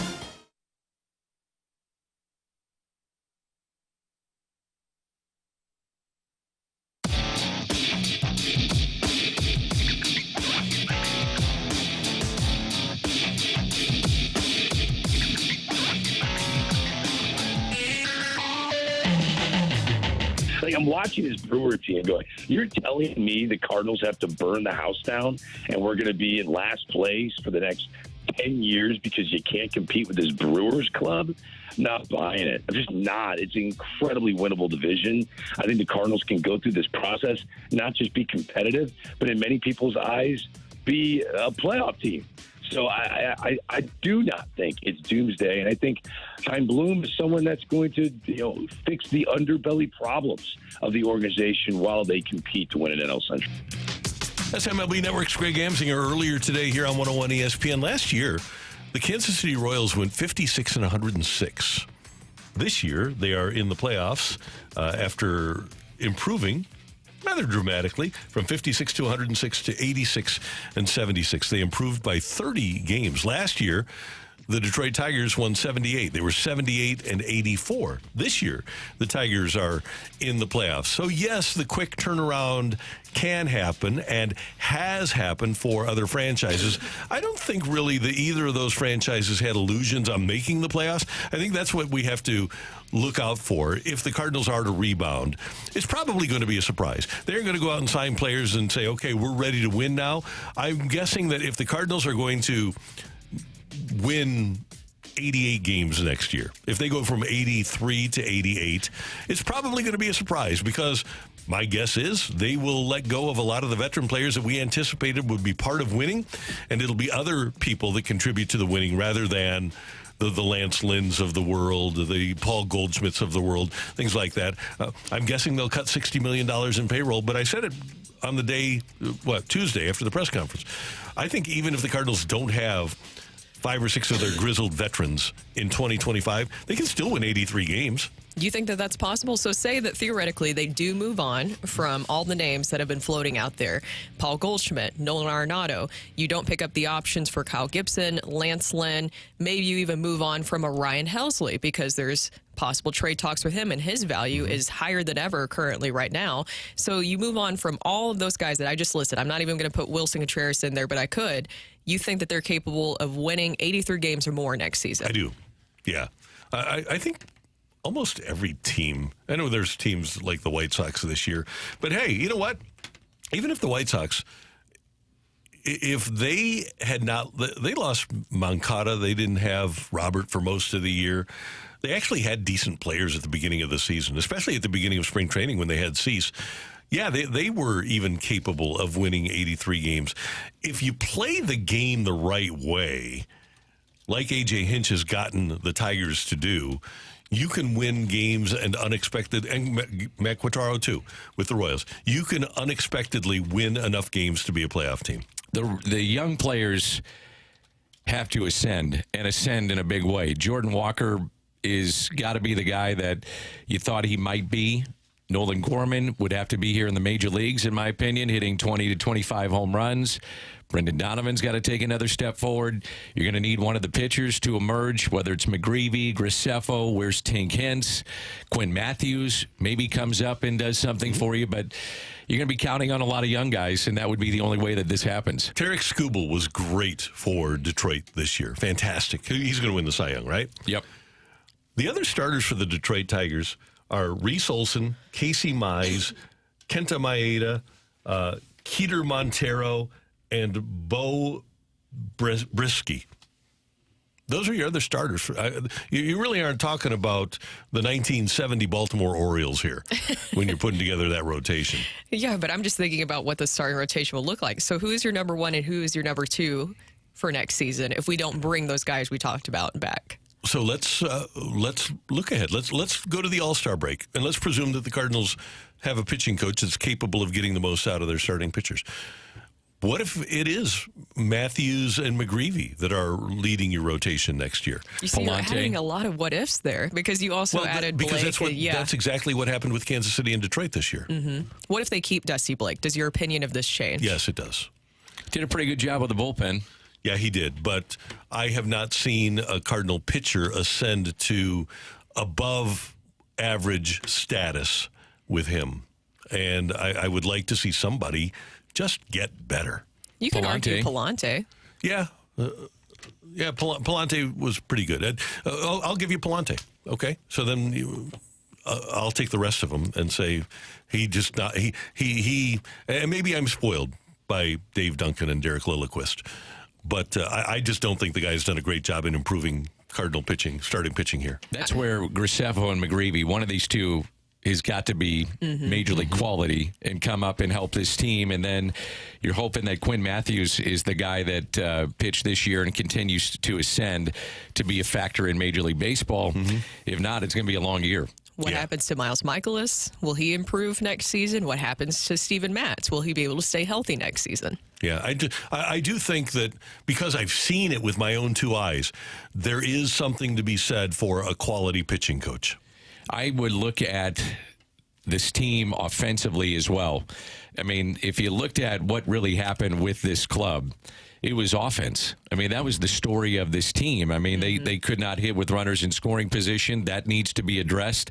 They needed Walker to be better. He wasn't. You had a rotation of guys in the outfield. Do you feel like you have a sustainable three that will play every day? Who plays first base if Goldie doesn't come back? I mean, there's a lot of questions for them to bounce back. The Royals, to me, are an outlier. They're the first team to ever do this, to have that amount of wins and get into postseason play. But they did it. And I don't see them just doing a bunch of Band-Aids. And I think you can kind of look at what the Royals did. There were some Band-Aids there to get them better. Oh, yeah, they got five pitchers. Yeah, and so I don't see the Cardinals doing that, and that's why the young players have to be better than what they were this year. Nolan and continue Gorman, to grow. another one. Yeah. Yep. And that's why ultimately, and it probably won't happen. I can definitively won't happen in 2025 because you just don't have time. But that's why I, again, look at the Tampa Bay model, because the Tampa Bay model, when Chaim Bloom was in charge, you were doing James Shields, you were doing David Price, you were bringing up a ton of young starting pitching, and you didn't have to go outside your organization to get those guys. And I think that's probably why Chaim Bloom has the job, and what the Cardinals will try to do as they traverse the next few years. Reducing payroll and trying to get the most out of your homegrown talent. Young and cheap. So would fans accept that? We talked about it. It's a semi-rebuild, retool, whatever you want to call it, but you're going to have young players on that field next year. And for a lot of fans, they said, yeah, I'm in. If this is what they're going to do, and maybe not make it to postseason, but get better next year by giving kids experience, would fans buy into that? And I think the majority of them will. With all due respect to Mr. DeWitt, who knows the game, this is not an exciting team to watch. If you have a young, exciting team to watch, people will buy in. You have to be able to, you have to be able to maximize the talent. And to your point with what you're talking about, the coaching staff, if we're improving things in the minors, why can't we also improve these players at the major league level too? Got to do that. Because obviously, Katie Woo's story, but I think we can all see it too. Cardinals bring up a lot of players that aren't ready. Exactly. To play Look at all Major your League first Baseball. rounders: Nolan Gorman, Jordan Walker, Zach Thompson. What happened to them this season? Yeah. Right. Where were they? And were they rushed? Were they not prepared properly? Whatever it was, it didn't work. So the Cardinals do have to change that also. That's Brooke. That's Dan. I'm Randy. Matthew is here, and he has written fight questions, and we need a fighter. You can text in if you'd like to participate. 314-399-9646, 314-399-YO-HO. If you want to fight me, maybe you can be next to take on me here on The Fight on 101 ESPN.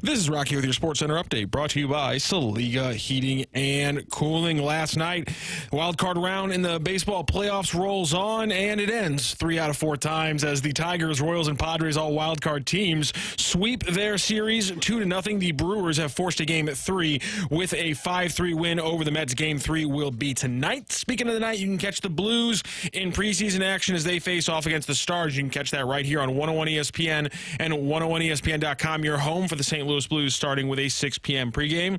And last night, it was a late match in L.A. for St. Louis City SC as they faced off against LAFC, and they walked away with no points in this one as they fall 1-0. That is your Sports Center update, brought to you by Saliga Heating and Cooling, an independent American Standard heating and air conditioning dealer.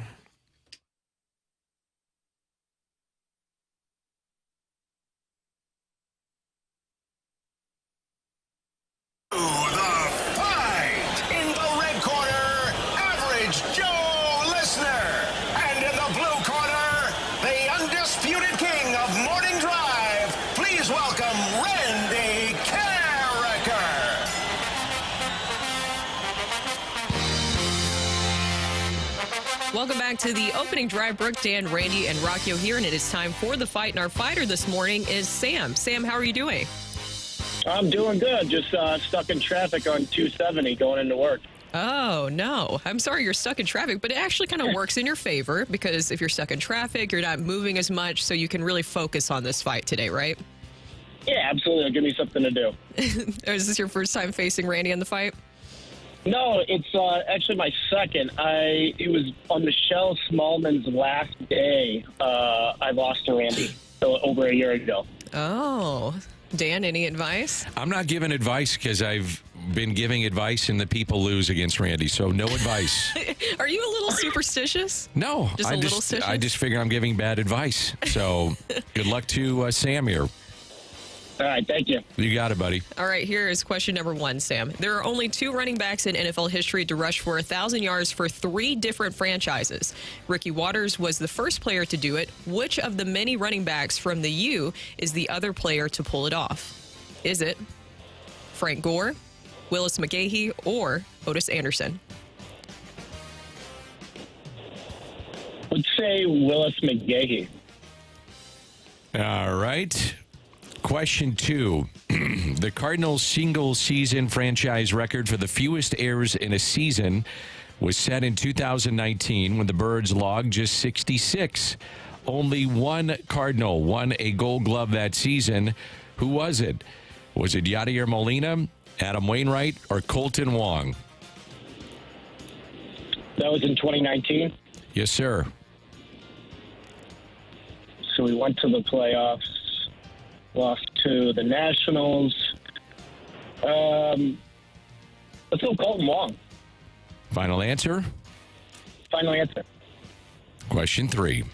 Which NFL Europe team did Kurt Warner play for while allocated from the Rams in 1998?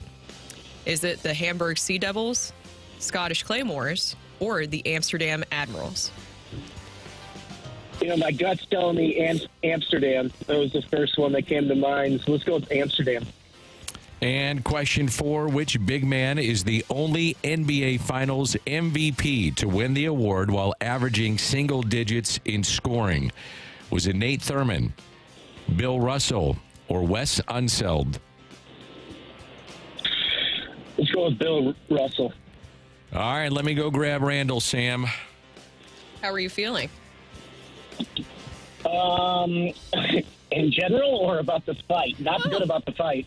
I mean, both. Are you fine? Everything going well today other than being stuck in traffic? And how did you feel about the fight? Yeah.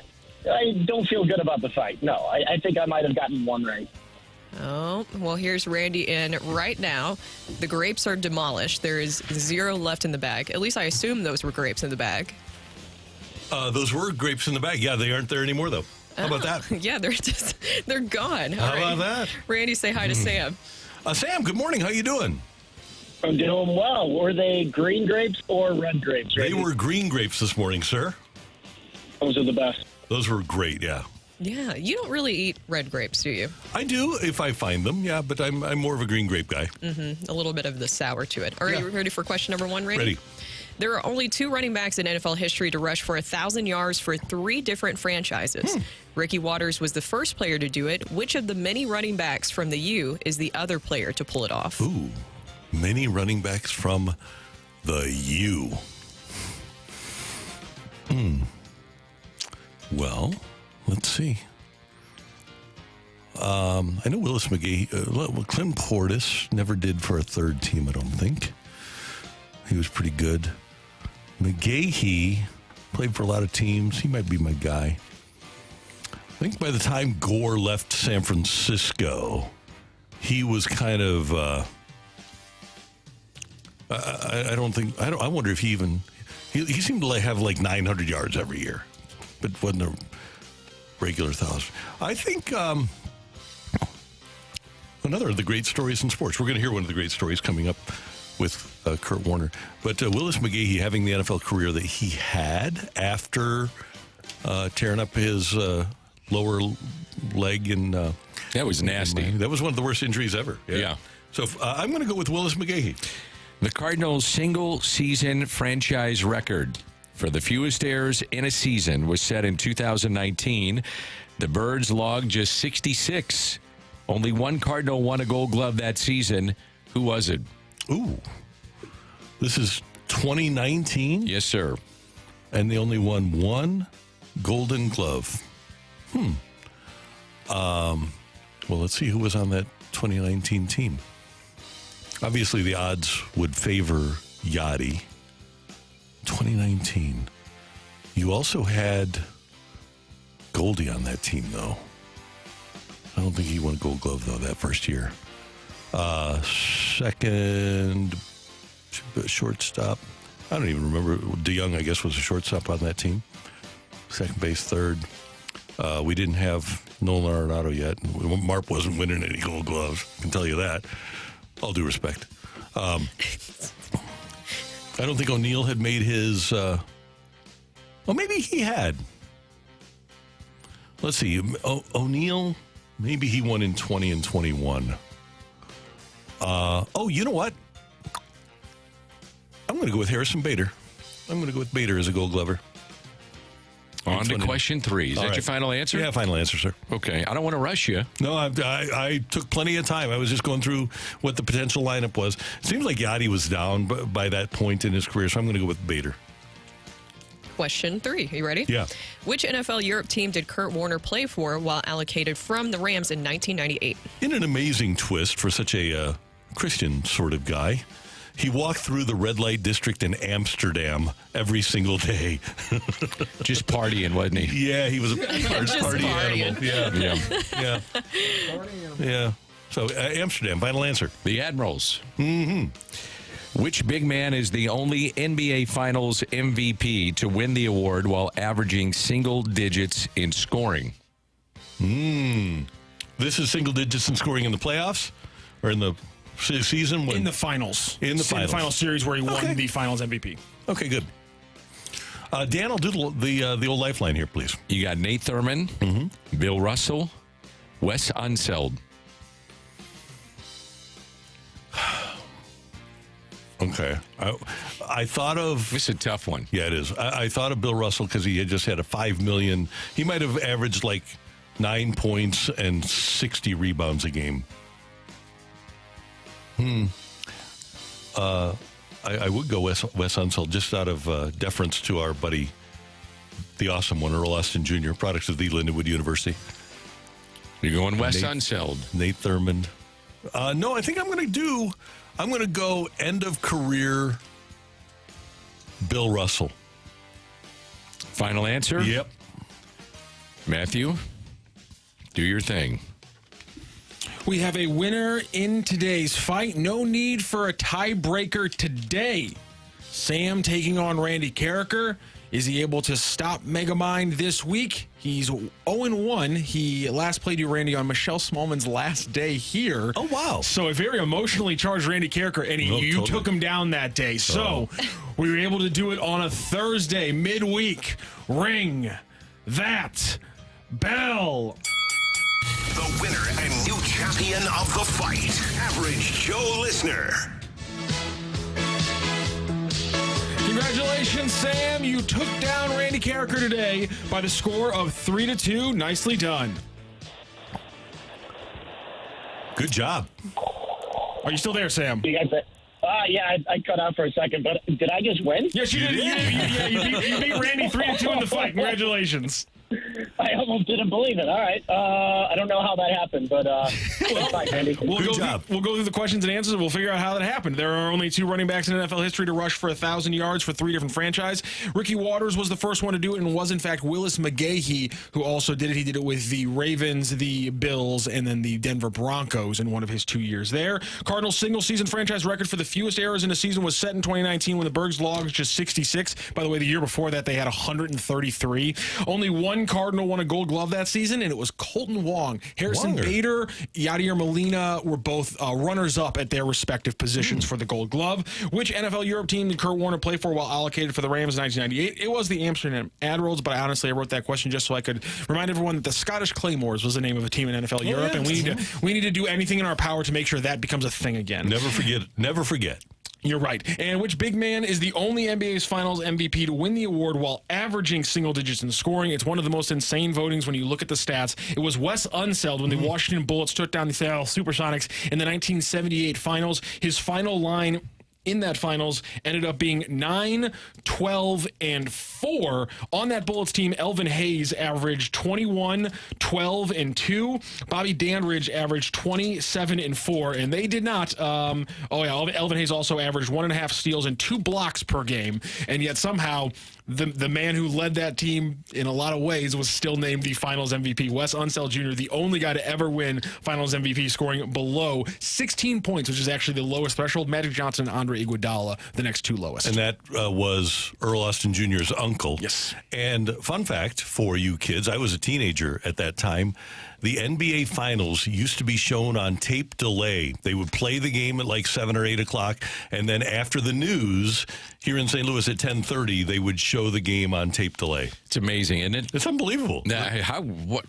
And would you get, though, I remember them doing this. I don't remember if they would give the score in the sports cast. I don't remember either. Of the game to make you, wonder what happened in the game. Yeah. I don't remember. Yeah. So, but it was. I do remember tape delay, though. Yeah, it was Brent Musburger late at night on CBS doing the NBA Finals. It's amazing how much Bird and Magic changed everything. Everything, right? Everything in the NBA. And then 79 comes and they play, and then 1980, and there they are in the finals, and everything changes. Yep. Congrats to Sam. And Sam, we'll talk to you tomorrow on the fight. All right, guys, have a good one. You too. Thank you very much, Sam. Good to have you with us. The Blues are going to return to action against the Stars tonight, and they're less than a week away from the start of the regular season. We're going to talk to our Blues insider from The Athletic, Jeremy Rutherford, next on 101 ESPN.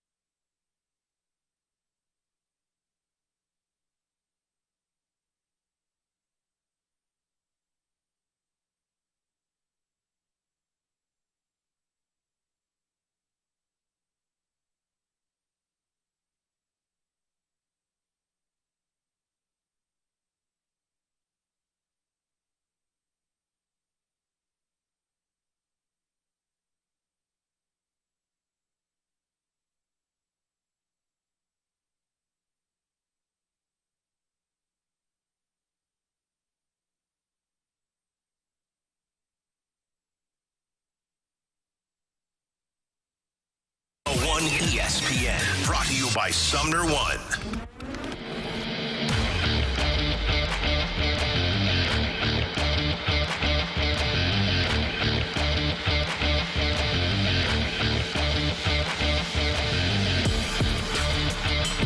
Blues Insider from The Athletic, Jeremy Rutherford, joins us right now on the Celebrity Line. Good morning, sir. How you doing?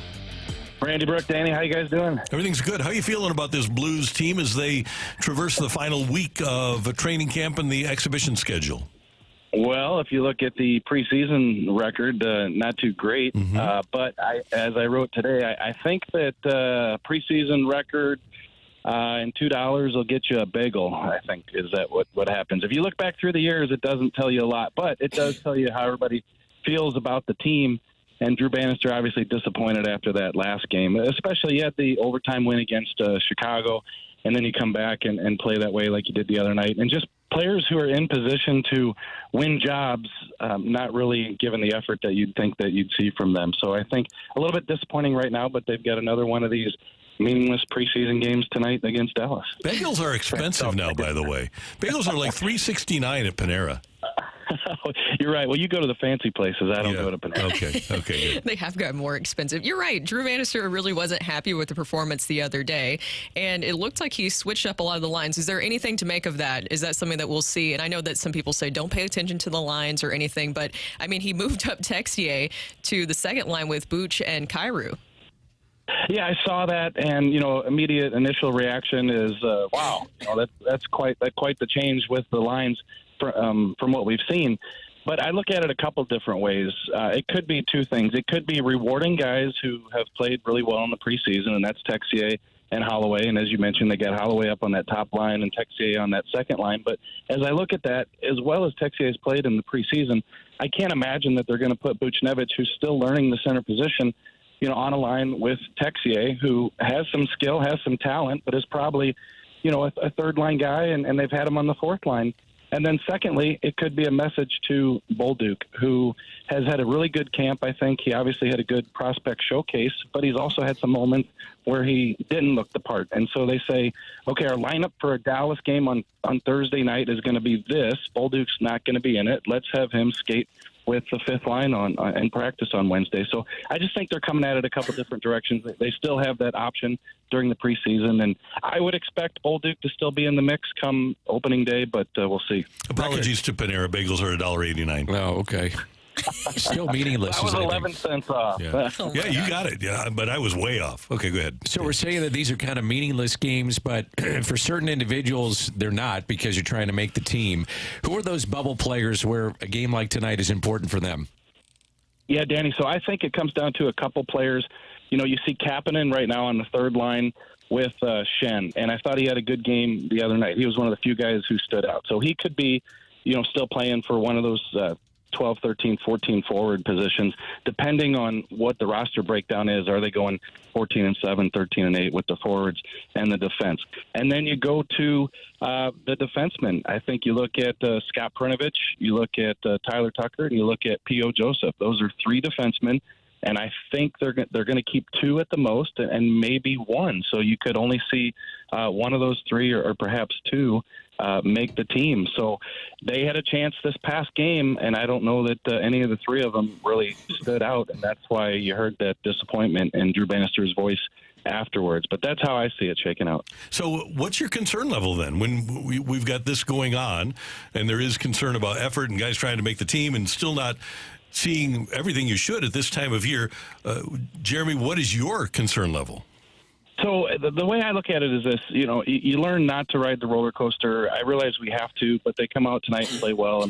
And just like Drew Bannister, after the poor start to the preseason, they played that good game against Chicago. And Drew said, okay, now it looks like guys are trying to be St. Louis Blues and be on this roster. And so things change quickly, for one. And number two, and I said this last year when the Blues went through lulls, is that this is what this is. This is a retool. This is a situation where they've acquired players who weren't necessarily wanted by their previous team. Look, Ottawa wanted to move on from Matthew Joseph. Dallas wanted to move on from Rocc Roll. A couple years ago, Pittsburgh put Kasperi Kapanen on waivers. The Blues picked these players up, and they're trying to create depth, and they're trying to make a team that can be competitive. But the big picture is to get them through the retool. So I realize there's been more of an emphasis on winning this year, and I think this Blues team can be a playoff team. But I just think to get caught up in kind of what we've seen the past week before they even drop the puck next Tuesday in Seattle, a little bit premature. I think this team can be a good team. They've just got to get their NHL roster together on the ice and get this season started. At least one good thing in preseason is that we get to see what this power play units will look like going into the season. And you had a power play goal the other day. Is there anything that you've noticed different this year so far with the power play? Yeah, I really did. And I wrote about it today at The Athletic. The article just published. So we got to see the personnel the last game against Columbus. And what you'll see is Justin Falk at the point. That's different. The Blues had Falk at running some power play time a couple years ago, but we really haven't seen that since. Torrey Krug's been up there. So the biggest difference you're going to see is Justin Falk at the point, and he's got a great shot, as you guys know, but he can also move the puck, and we saw it the other night with that power play goal that you mentioned against Columbus. So I counted 20 passes on that power play. There were 3 shots on goal. And the one thing that I want you guys to look for the next time you watch a Blues power play, it used to be stagnant, and a lot of the players stood in the same spot. They moved the puck. They stayed in the same spot. I watched that power play the other night, and then I broke it down in this piece in the article today. You see Jake Neighbors in the net front, then you see him in the corner. You see Jordan Kyrou on one side opposite of Robert Thomas, and then you see them together on the same side by the end of the power play goal. So there's a lot more movement. I think that's what they're focusing on with this number 1 unit and the number 2 unit as well. But you're going to see a lot more movement of the players, not just with the puck. That's what led to the goal against Columbus. A lot of the fanfare was around the 2 kids from Edmonton that arrived in St. Louis. What have you thought of their camps? Yeah, pretty good. Both these guys, Philip Broberg first, Dan. I know Drew Bannister, after the last game, said that it looks like he was probably trying to do too much. It's a new team, new fan base, home game, but he really thought that Philip Broberg was spectacular in the game in Iowa. So he's I think, had his moments. I think you see why the Blues brought him in and paid him the big bucks, thinking that he has a pretty good future. But then Dylan Holloway, sometimes he's the afterthought with this offer sheet story, and I think he's going to be a really good player. He's on the top line tonight with Robert Thomas, it looks like, and Jake Neighbors, if they keep the same lines that they had yesterday in practice. And I'm actually working on a story talking to people. What is the ceiling for Dylan Holloway? Let's not forget that this was a young guy, so he was trying to crack in with Edmonton, but also where was he going? He wasn't climbing the lineup with Connor McDavid and Leon Draisaitl there and some other talented players in Edmonton, a team that can win the Stanley Cup. So here in St. Louis, he's got the potential, even though he comes in as a third-line guy per se, to play top 6 minutes, and the Blues are going to give him a look. So we'll see how he handles that chore tonight. Take it or leave it, Holloway has a better Blues career than fellow Oilers first-round and future Blues players Nail Yakupov and Magnus Payarvi. I love me some Magnus, so this is a tough one, but I'm gonna take that and take it all the way to the bank. I think Holloway's got those traits. He's got the speed. Let's see some finish. Can he score 10 or 15 goals for this season? I think that would be a good start for his career. But, Randy, I think whatever career he has, it's going to be better than one Nail Yakupov. I'm with you there. JR, great stuff as always. Thank you so much, and we'll talk to you soon. All right, thanks, guys. Jeremy Rutherford, our Blues insider from The Athletic, here on 101 ESPN. Coming up, the Rush Hour Reset, and then at about 9:15, we'll hear from Kurt Warner as we celebrate 25 years since the Rams improved to 3-0 with a win over the Cincinnati Bengals on this date in 1999. But next, it's the Rush Hour Reset on the opening drive.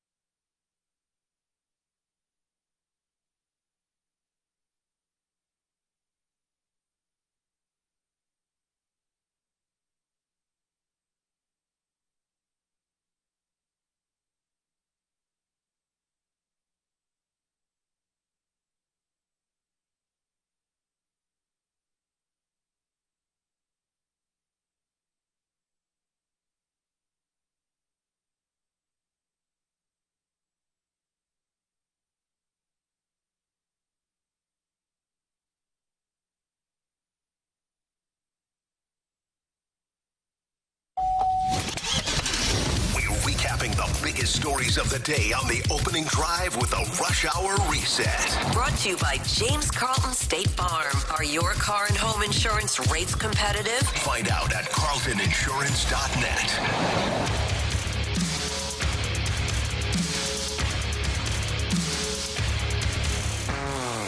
Blues play the Dallas Stars tonight, 6 o'clock pregame here on 101 ESPN. Blues heading down the stretch of their preseason. Meanwhile, there is one baseball game today in the wild card round.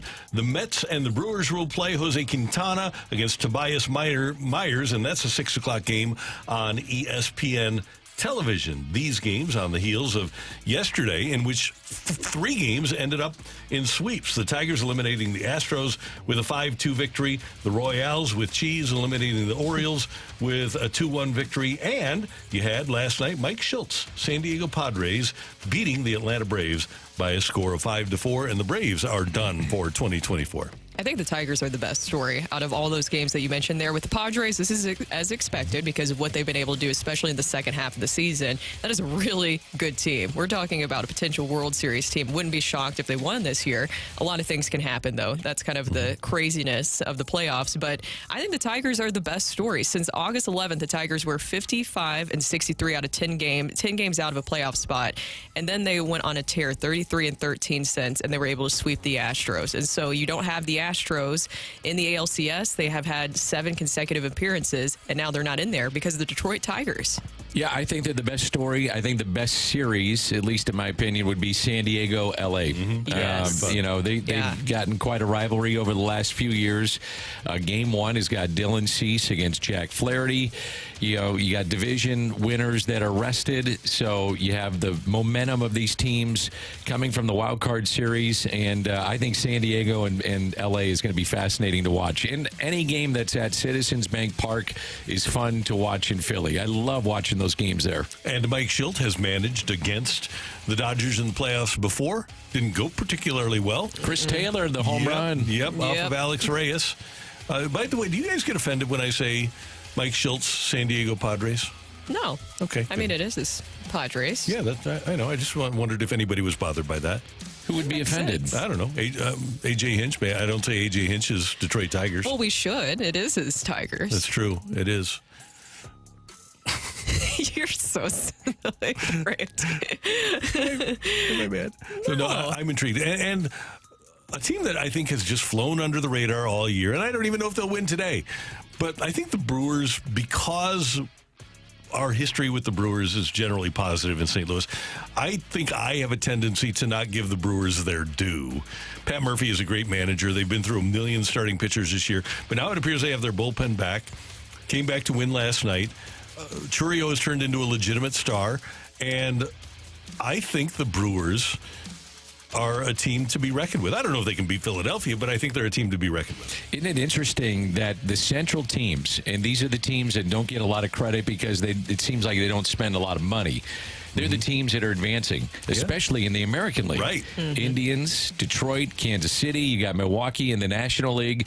And so they don't get a lot of the fanfare, and it's teams in the Central that are making some noise in this year's postseason. I think Jackson Churio is also another great story when you're just looking at players and the stories in the playoffs. So Jackson Churio, what the Brewers did, identifying him and trusting in their player development to say, hey, this is a big risk to give a guy where he hasn't played a Major League Baseball game yet, a big contract.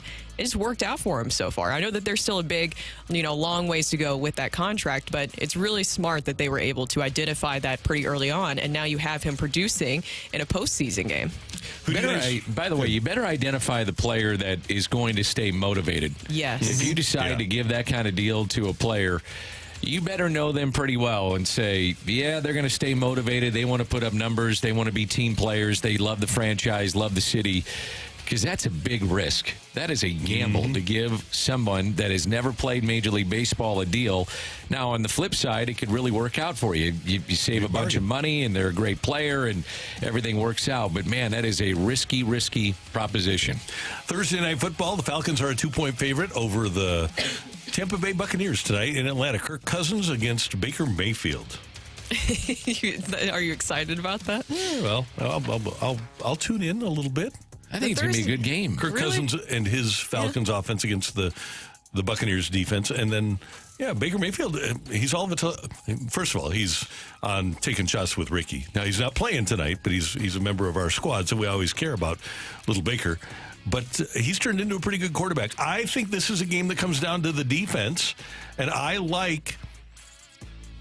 think I like the Buccaneers defense against Atlanta more than I like the Atlanta defense against Tampa Bay. What about being at home? Helps Atlanta. So that's why they're a 2-point favorite. Yeah, they're the 2-point favorite. Baker Mayfield, by the way, has completed 71% of his passes. And Atlanta is now using Bijan Robinson differently than they did in his rookie season. So, I don't know. I kind of like Atlanta in this game.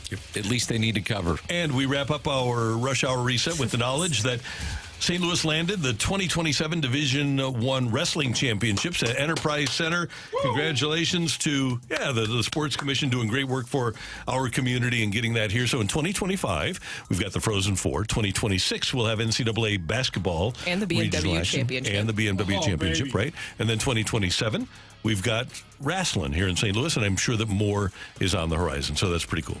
Sorry, did you mention NIT? Is that what you just said? The NIT? Yeah, isn't like part of the NIT coming through St. Louis too? I don't know. I think we got like one of the big rounds of the NIT coming up. Let's get it.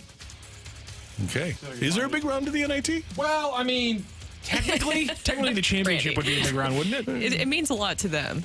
Okay, to the team that goes to it. And you want more Meant a events lot to coming to Josh St. Schertz Louis. last year, didn't it? It did. Did they win or CBI. Did they win or lose the NIT final at Indiana State? Do you remember?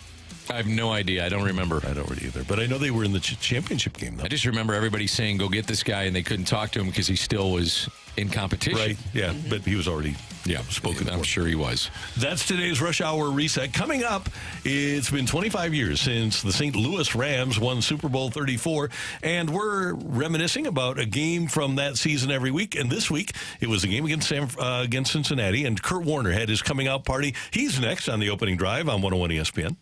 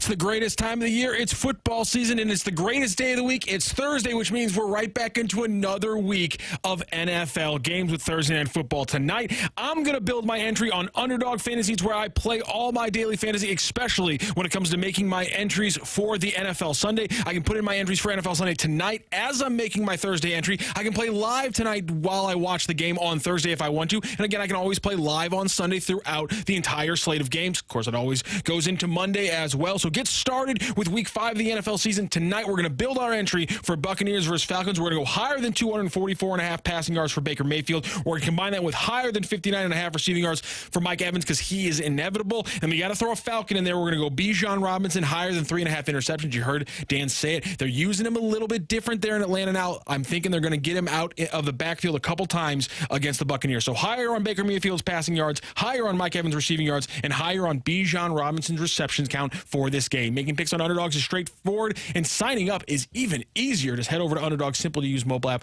or to UnderdogFantasy.com. Sign up with the promo code ROCC. Underdog's going to give you a free pick to use in your first Cash Champions entry, plus up to $1,000 in bonus cash when you deposit. That's Underdog Fantasy, promo code ROCC to claim your new customer special of a free pick and your deposit offer. Must be 18 plus and present. Say what Underdog Fantasy operates. Terms apply. Consumer to play. Call 100-GAMBLER. Visit www.ncpgambling.org.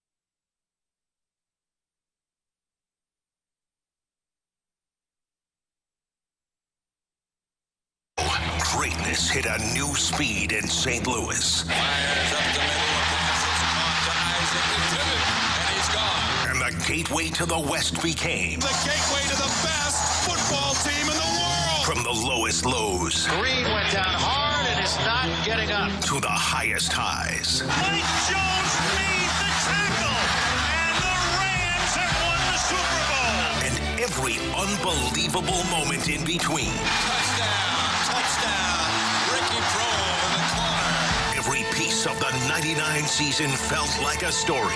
And today, we continue the legend of the greatest show on turf.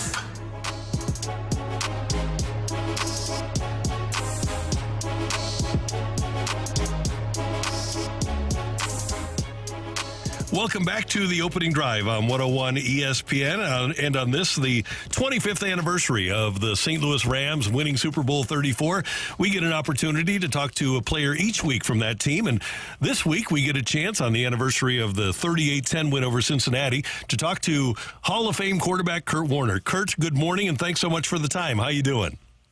I am doing well, Randy. It's always great to talk to you. Always good to hear your voice, too. 25 years ago, the Rams improved to 3-0. You threw 3 touchdown passes for the third game in a row, and it was your first road win. Any memories that stand out for you from that one? Yeah, I think the biggest memory that I remember is I remember the headline going into that game, and the headline was, whoever lost that game was going to be the losingest team in the 90s. So it just kind of spoke to where the Rams had been for the last decade and obviously where Cincinnati had been for the last decade, but no real expectations for either one of our teams. And here we are going into this game, and that's what they're talking about is, who's kind of the biggest loser of the last decade. It will be determined by this game as opposed to seeing it any other way. So that was kind of my first, when you talk about that game, that's what I remember, because so much of that season was really about trying to get people to forget about that last decade, right? It was not necessarily in this game, but as we would play San Francisco, coming up in the season, the headline in that game was, oh, they're the same old lambs. Even though we started undefeated, it was the same old lambs. So that was kind of the perspective that everybody had of who we were as a football team. And that, no matter how much talent we have, we're never going to be any good because that's just kind of the Rams. So that was the headline, and that's the thing that continues to, kind of stick out to me from, that period of time and as we started that season, but specifically that particular game. One of the things that came out of that, and Mike Martz tells the story, that after that particular game, he went to Marshall and apologized and said, man, I'm really sorry that we aren't getting you the ball enough. And Marshall said, hey, I don't care how much I get the ball, as long as we win the game. And Oz had scored 3 touchdowns in that game. But that kind of was the essence, too, of your greatness, is the unselfishness, right? I mean, yeah, the recognition of the talent and the ability to use the talent that we had, and then the unselfishness of that talent. Oz was a guy that was brought in the year before with me as well and didn't really play much the year before. And so, bringing in Mike and then him being able to recognize, kind of the uniqueness of who Oz was, and then to start to see that in the season is that, okay, we knew Isaac was there, and we knew we had Orlando, and we knew we had Marshall, and we already knew those guys were great players. But it seemed like, each week somebody else got their moment to say, hey, I can be a special part of this too. I may not be, the key cog in this thing, but if you use me the right way, I can be really special also. And that to me is what became so great about that football team, is that we had a bunch of unselfish guys, but we had a bunch of really talented guys in their own right, not the same guys, a lot of other guys that in the right role were special players. And that game in Cincinnati, I think, illuminated that to us with Oz was, oh man, this guy's a really, really good player. If we use him in the correct way and we get a chance to see, all that, amazing ability that he had. And so that was kind of the cool thing about, early in the season. And I think that was kind of what Marshall was alluding to was, oh my gosh, if we've got all this talent and we got different guys that are going to step up and make plays, yeah, I'm here and I'd love to have the ball more, but it's not just about me when I know we've got those other pieces. And that was the cool thing. It seemed like every week the spotlight was on somebody different going, hey, this guy's really good too. And this guy's really good too. And we're using them how they need to be used. And ultimately that's what would make us such a special football team, is that we had the right pieces. We had the right ingredients, and we used those ingredients the right way to make it a really special season. Kurt, also that day, the national media descended upon the game. And Bernie Miklasz was telling me a story the other day that the national media is asking you about whether or not you're surprised. And you were saying, no, I'm not surprised. I figured that eventually I would be able to do this if just given the opportunity. And I don't think I've ever asked you this. What were your emotions at that time? Because here you are, you're in the spotlight, but you're also doing something that you always thought you could do. So was it joy for you? Was it just keeping your head down and grinding away and trying to get to the next one? What kind of emotions were you're dealing with at that time? Yeah, you know that I'm a man of faith, and everybody kind of knows the story of David and Goliath. But when you actually study that story, my favorite part of that story was at one point David was talking to King Saul. And King Saul was looking at this, shepherd boy that had never been trained to be on a battlefield and was actually there just kind of delivering something to his brothers and just asking him, like, okay, you know, what is it that makes you think that you can do this? Because, you know, I was kind of like David when I came on the scene was, okay, I was this guy that wasn't really supposed to be here and had never been in this stage and had never been trained at this level, yet I was always very confident. And I loved what David said, because David said, well, here's the thing. When nobody else saw me, I was on, you know, I was in the fields with my flock. And, you know, when a lion came, I defended my flock from the lion. And when a wolf came, I defended my flock from a wolf. And when a bear came, I defended my flock from the bear. So every time I've been in a position where I needed to defend my flock, I've been successful. So even though you haven't seen it and you don't know that, I know that. And it's why I'm confident in this moment. And it's exactly how I felt, is that I sat on the bench for 4 years in college, but I played 1 year. And that 1 year, I was the player of the year in our conference. You know, I was playing arena football when nobody knew what arena football was, but I was the best quarterback in arena football, and I went to 2 championships in 3 years. And then the same happened in Europe. And so every time I was in a situation to have a ball in my hands playing quarterback, I was successful. And so although everybody else, you know, could only hang on to, oh, he sat on the bench, he worked in a grocery store, he was playing arena football, for me it was, this is what I do. You know, that when I have a ball, I play quarterback, and I play well, and I expect myself to play well because I'm good at this. And that was really my mindset as I was, you know, going through, you know, that time period, is that the emotions weren't crazy, although was it emotional that I'd been waiting for this for a long time and finally got the opportunity? Sure. Was it emotional because I knew this was probably my one shot? If I didn't play well early on, I probably would get benched, and I probably would get another opportunity in the NFL because of my background. So there were definitely emotions, but the biggest thing was I felt I was born to play quarterback. I loved playing the game. I was in a system not only surrounded by talented players, but I was in a system that played to the mindset of how I played the game. We were aggressive. We attacked. We threw the ball down, all things that were my strengths playing. And so, yeah, above all of those other emotions, I was just having a blast because I always believed I could do this. Now I'm getting the opportunity to do this, and I'm in a situation that fits me, that it was a whole lot of fun for me. You know, from all of those different standpoints. But most importantly, it was fun because I was playing football and I was doing what I always loved to do. And, you know, that always, no matter where I was, you know, in college or the NFL Europe or even arena football, putting the helmet on and going out there and competing and playing the game was what I always loved. Kurt Warner with us on 101 ESPN. Of course, you can see Kurt every Sunday morning on NFL Game Day on NFL Network and hear him on Monday Night Football right here on 101 ESPN. Okay, so you play that game, and the next week, Sports Illustrated comes out. What was your reaction when you saw your first Sports Illustrated cover that said, "Who is this guy?" You know, that was a pretty cool moment for me. You know, I had grown up, you know, in the era where Sports Illustrated was kind of the biggest thing from a sports perspective.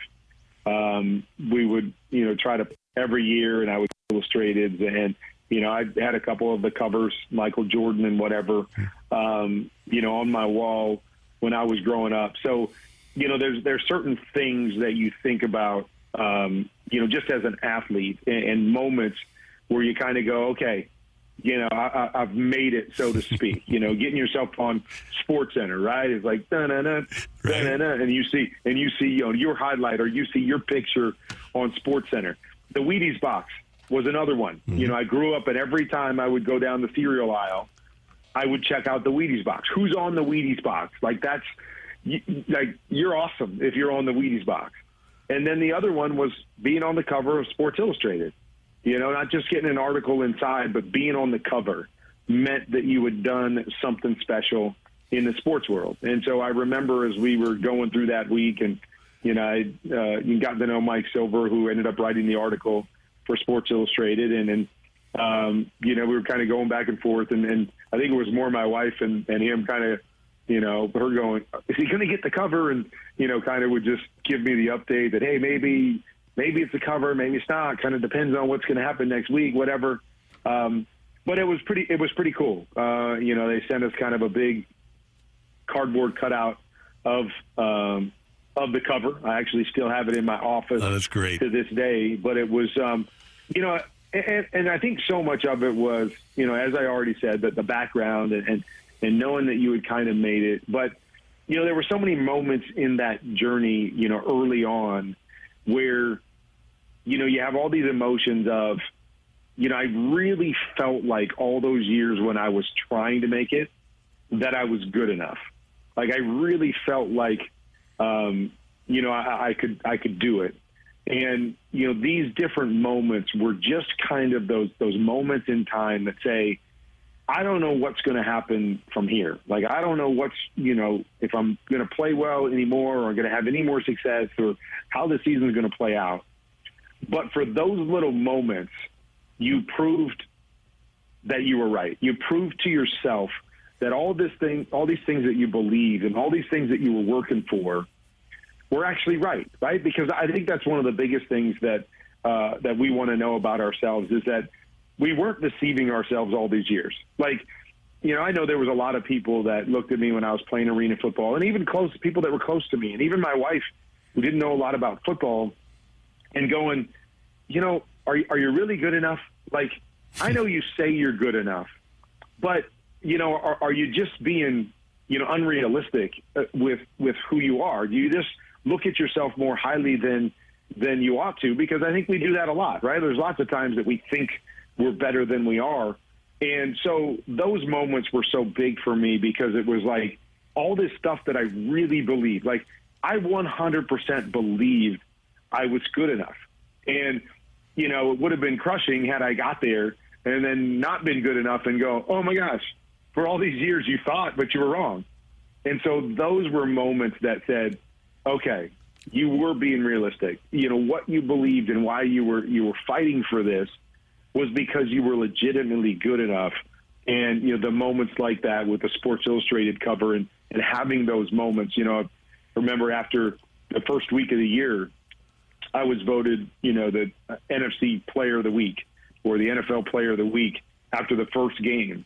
And we had a bye week 2, which they never have bye week 2 right. Now. But we had a bye week 2 of that season. And so we actually went back to Iowa. And I remember we were driving down the road in Cedar Falls where I went to college when I got the call that, I was Player of the Week in the NFL. And that was another one of those moments. Like, man, I don't know if I'm going to be any good the rest of the season.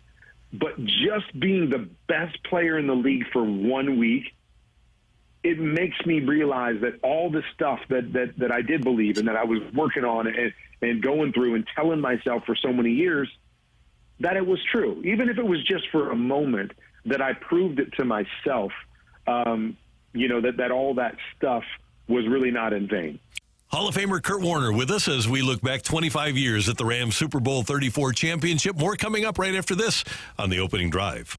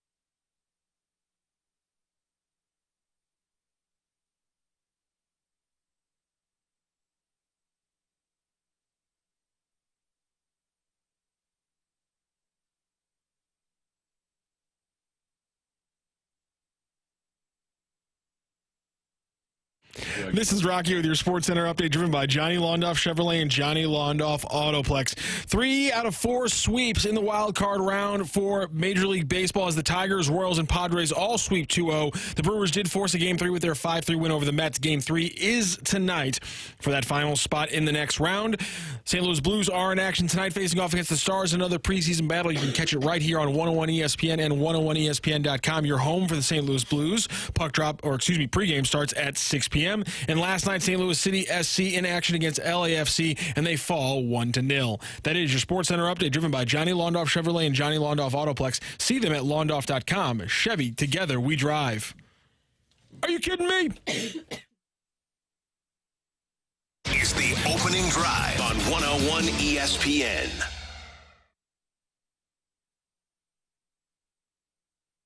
Former Rams quarterback Kurt Warner joining us here on 101 ESPN. And as we continue looking back 25 years ago, Kurt, I always get a kick out of asking players from your team when you thought, hey, we could do something here. We could win a Super Bowl.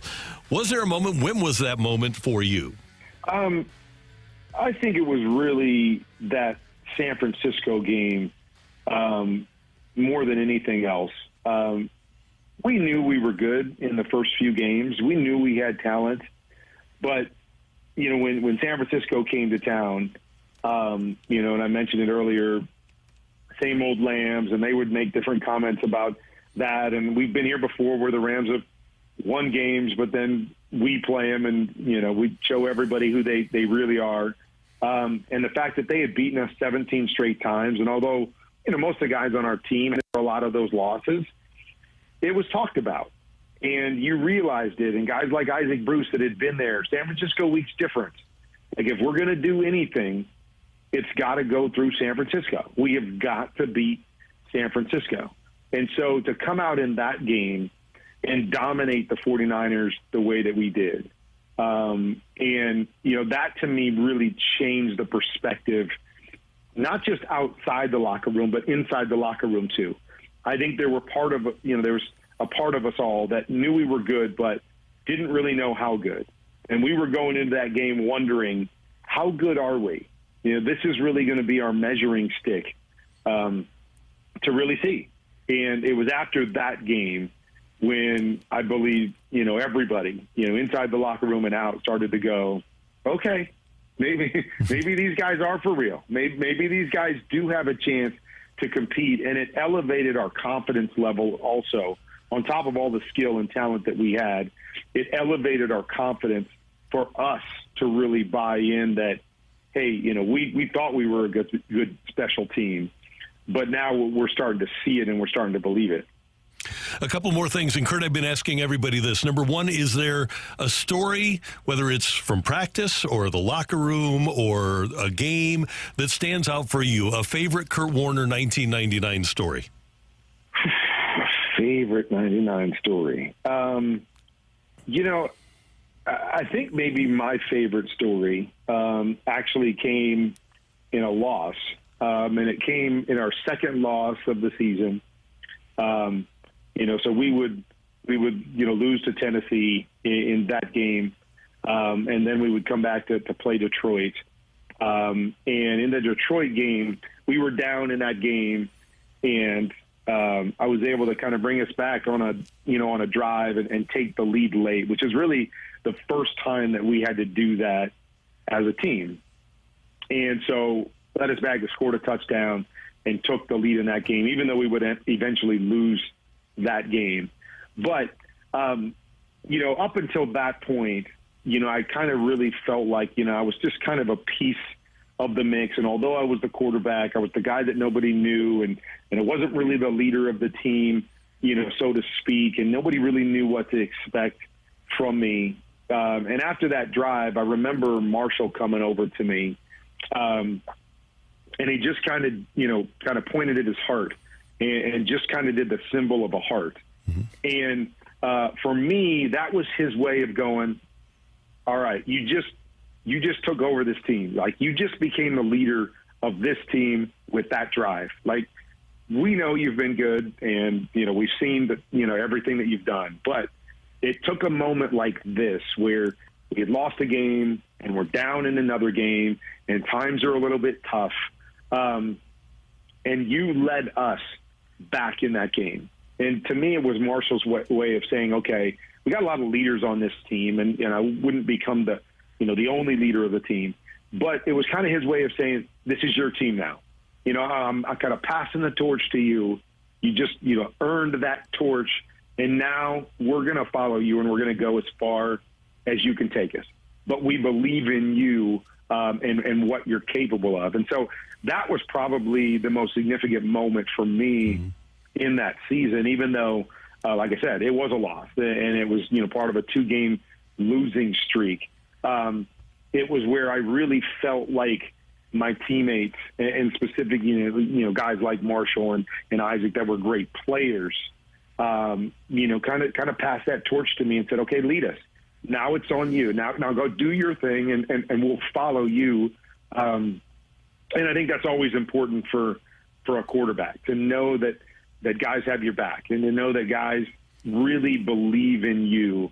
And that was the point that did that for me. And I felt like from there, we took off and skyrocketed, and and I was able to really kind of come into my own. And Kurt, is there a photo that you either have or that's in your mind's eye or that you remember seeing from the 99 season that is your favorite, your favorite picture, whether it's something that you remember seeing in a huddle or whether it's an actual photo? Do you have something that stands out? That you mentioned the Sports Illustrated cover, the cutout that you have in the office, but is there one that stands out for you? I don't know if it was from the 99 season. There's a couple photos that have always stood out to me. And there was one, I think it was for Sporting News, but I can't remember for sure. But there was one photo that we did at Marshall and Isaac and Torrey and Ricky and kind of all of our skill guys. And I remember we all changed jerseys. So it's a cover where we all had somebody else's jersey on in that picture. And just kind of, speaking to the selflessness and that, hey, it doesn't matter the jersey that we're wearing or the number that we have or the name on the back. It was really just about a team, even though it was just our skill guys. And so that's one that I still think fondly of, because I just, I love that group and I love that aspect of the group. But then, maybe one of the coolest, photos that I remember in Rams Park, it wasn't from that season, but it was a picture of Marshall and myself. And they had a picture of Marshall, they had a picture of me, then they had a picture of Marshall, and then they had the same picture of me on the other side of Marshall. And it just said back to back to back. Mm-hmm. And it was representative of obviously our back-to-back-to-back MVPs in those 3 seasons. And although it was just Marshall and I on the picture, I thought that spoke volumes of who we were as a team and how cool that was, because I never believed that being an MVP was just about one player. It's about all of us doing something special and being recognized for doing something special, even though one person gets to carry that mantle.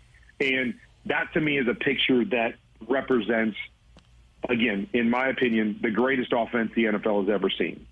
What we were and who we were and the way we carried ourselves and the talent that we had. I don't believe there's ever been an offense that has been that good and that consistent and played at that level with execution and everything like we did for those 3 seasons. There's been some other great offenses and some other great seasons that maybe were better than any season we had. But that 3-year stretch represented by 3 back-to-back MVPs and represented by, what we did as a team in that era, to me is a picture that I can still visualize the picture right now. I can still see where it was in Rams Park. Mm-hmm. And still in my mind, I believe it was the greatest offense we've ever seen. And I was honored to be a part of it. And I was honored to be represented as the MVP twice, even though you could have given it to, so many different guys. But it represented to me, we were the best team in those 3 years. And so to represent that, they gave someone on our team the MVP. And, and it was just a really, really special place and time for me. And it really stands out. And Kurt, because of circumstances, you will always be St. Louis's quarterback. You will never be replaced. You'll never be, nobody will ever follow you as St. Louis's quarterback. You're the guy. And even though you haven't played quarterback here in more than 2 decades, you're still so heavily involved in the community. And every year, Warner's Warm-Up does great work in the community. And I think you set records every year for collecting coats. And that's coming up again on October 20th. Yeah, it's pretty incredible that, again, it's one of those things that I know our name is on it, and I know it says Warner's Warm-Up, but this is really St. Louis's warm-up. We lend our name to it because it's become synonymous with that. But, being gone from St. Louis as long as we have, to see that we continue to get these numbers and to see that people continue to step up, whether that's people sponsoring it or people that are giving coats or giving donations. It just always speaks to the heart of the people in St. Louis. And, it's what we always knew when we were there. It's what made us fall in love with St. Louis was the people. And so, the warm-up is coming again, the 21st through November 3rd. We got all the same people involved, look after hair, lines, unions, police stations, over 100 locations to drop off.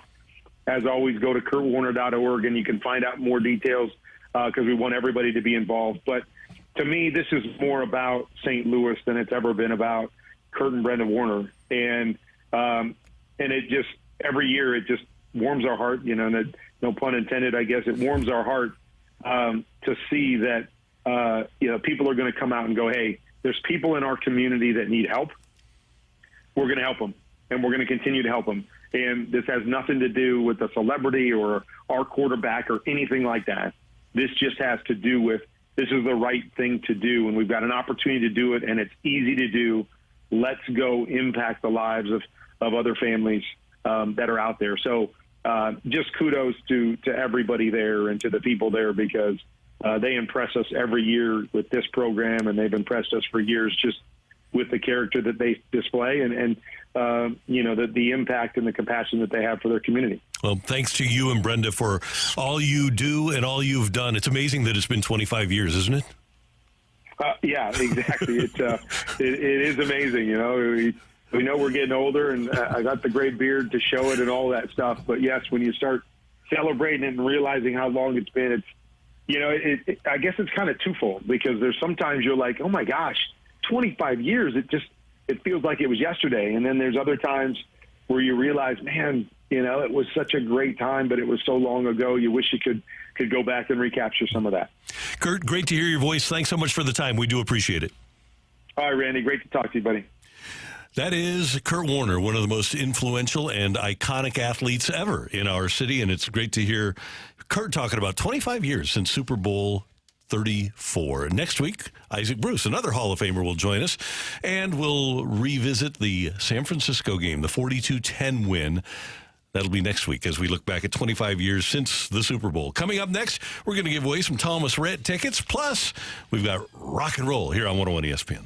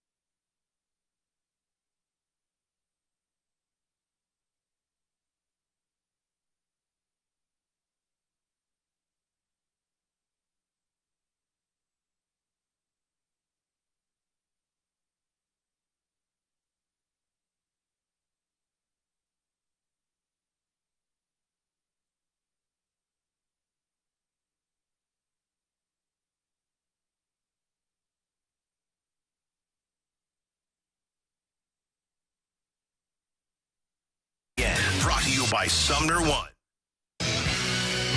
I want to rock. End roll. It's time for you to win some Thomas Rhett tickets. Country Star coming to Hollywood Casino Amphitheater June 7th, and the opening drive has your shot right now to score a pair of tickets to see Thomas Rhett on Saturday, June 7th at the Hollywood Casino Amphitheater.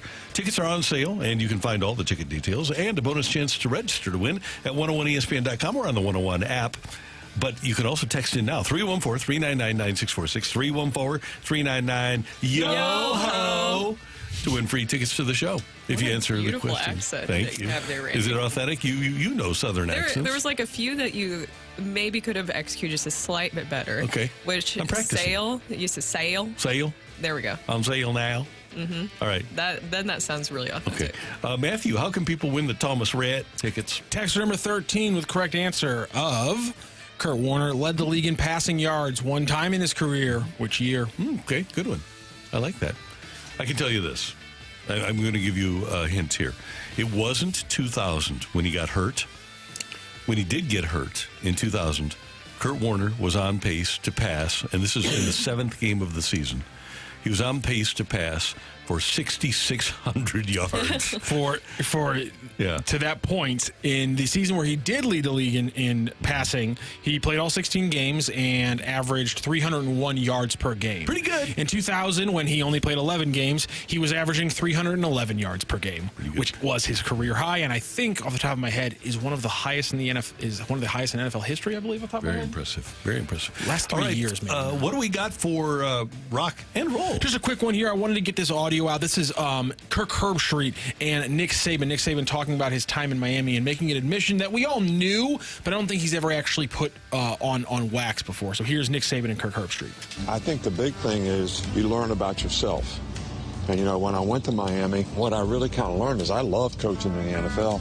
I mean, the players are motivated for a little different reason, but they still wanted to be good. They still worked contrary to what people think. I learned that I like controlling your own destiny when you're in college. If you had a good program and you're willing to recruit, you could get good players. But it was so much harder to do that in the NFL because of all the rules for parity. And if you didn't have a quarterback, you couldn't win. So if you did it over, what would have been the answer? Would you have potentially stayed at LSU? Because you were happy there. Probably. Or I think if we would have signed Drew Brees, I probably would have been happy at Miami. Yeah. What an interesting thing. You never know. So it's obvious that if they sign Drew Brees, things probably go better for him. I don't think I've actually heard Saban look into a camera and admit that if they just signed Drew Brees, he's a lot happier in Miami. But there it is. But I think players were going to be demotivated by him a little bit. There was a guy that was cramping up, had to get IVs, laying on the floor in the complex, I think during training camp. And Saban literally just walked right over him, stepped right over him. Because he didn't, the player wasn't useful to him, and I think he probably needed to change his attitude a little bit. It sounds a little like Urban Meyer. He would have been great. He would have been great. I loved him in college. Mm-hmm. He was amazing. He was fantastic, and he could recruit and got the top players. And to his point, controlled his own program, and that was the bottom line. There was no parity in college football. Go out and get the best kids, out recruit everybody, get them under your umbrella, and let it rip. He was awesome. I also thought it was interesting just by his rationale of like, well, I don't mind coaching players in the NFL. They have a different motivations than college players, but people think they don't work hard, but NFL players work really hard. I thought it was a little odd that he just acknowledged that NFL players work really hard, even though their only motivation is money and winning, and yet when it got down to it, he was kind of weirded out by college players' motivation becoming making money and winning. Like, I think it's a little odd that he acknowledges that them wanting to make money did not affect their ability to play the game of football hard, despite the fact what fans usually think. He said that, and yet just a year ago, it was, I don't know if I want to coach these kids if their goals have shifted to making money. Well, he said that wasn't the full case, even though I think that it was. I think the competition, though, with the NFL, the average NFL career lasts, three and a half years. And so the competition's a lot greater, where you do have guys who are getting paid, but that doesn't necessarily secure you a job at the end of the day. I want to go back to you, Randall, just for a moment. Yes. Was Warner as good as it seemed? I mean, there's a lot of people texting in and going, man, that guy loved listening to the interview. Your interview was outstanding. But they sit there and go, is that real? He's flawless. He's what we should all strive to be. He really is. He is the real McCoy. Everything that you see or hear from Kurt Warner is authentic. Was he like that back then, too? He was, yeah. From the very first day I ever met him in 1998, he was that way. I was doing a Fox game, and there were some things that he was upset with me with. And doing the Fox game, I had to interview him afterwards. I thought, man, this guy's not going to want to do this with me. He had called me. He was upset about a year before. And first thing he says, how you doing, Dan?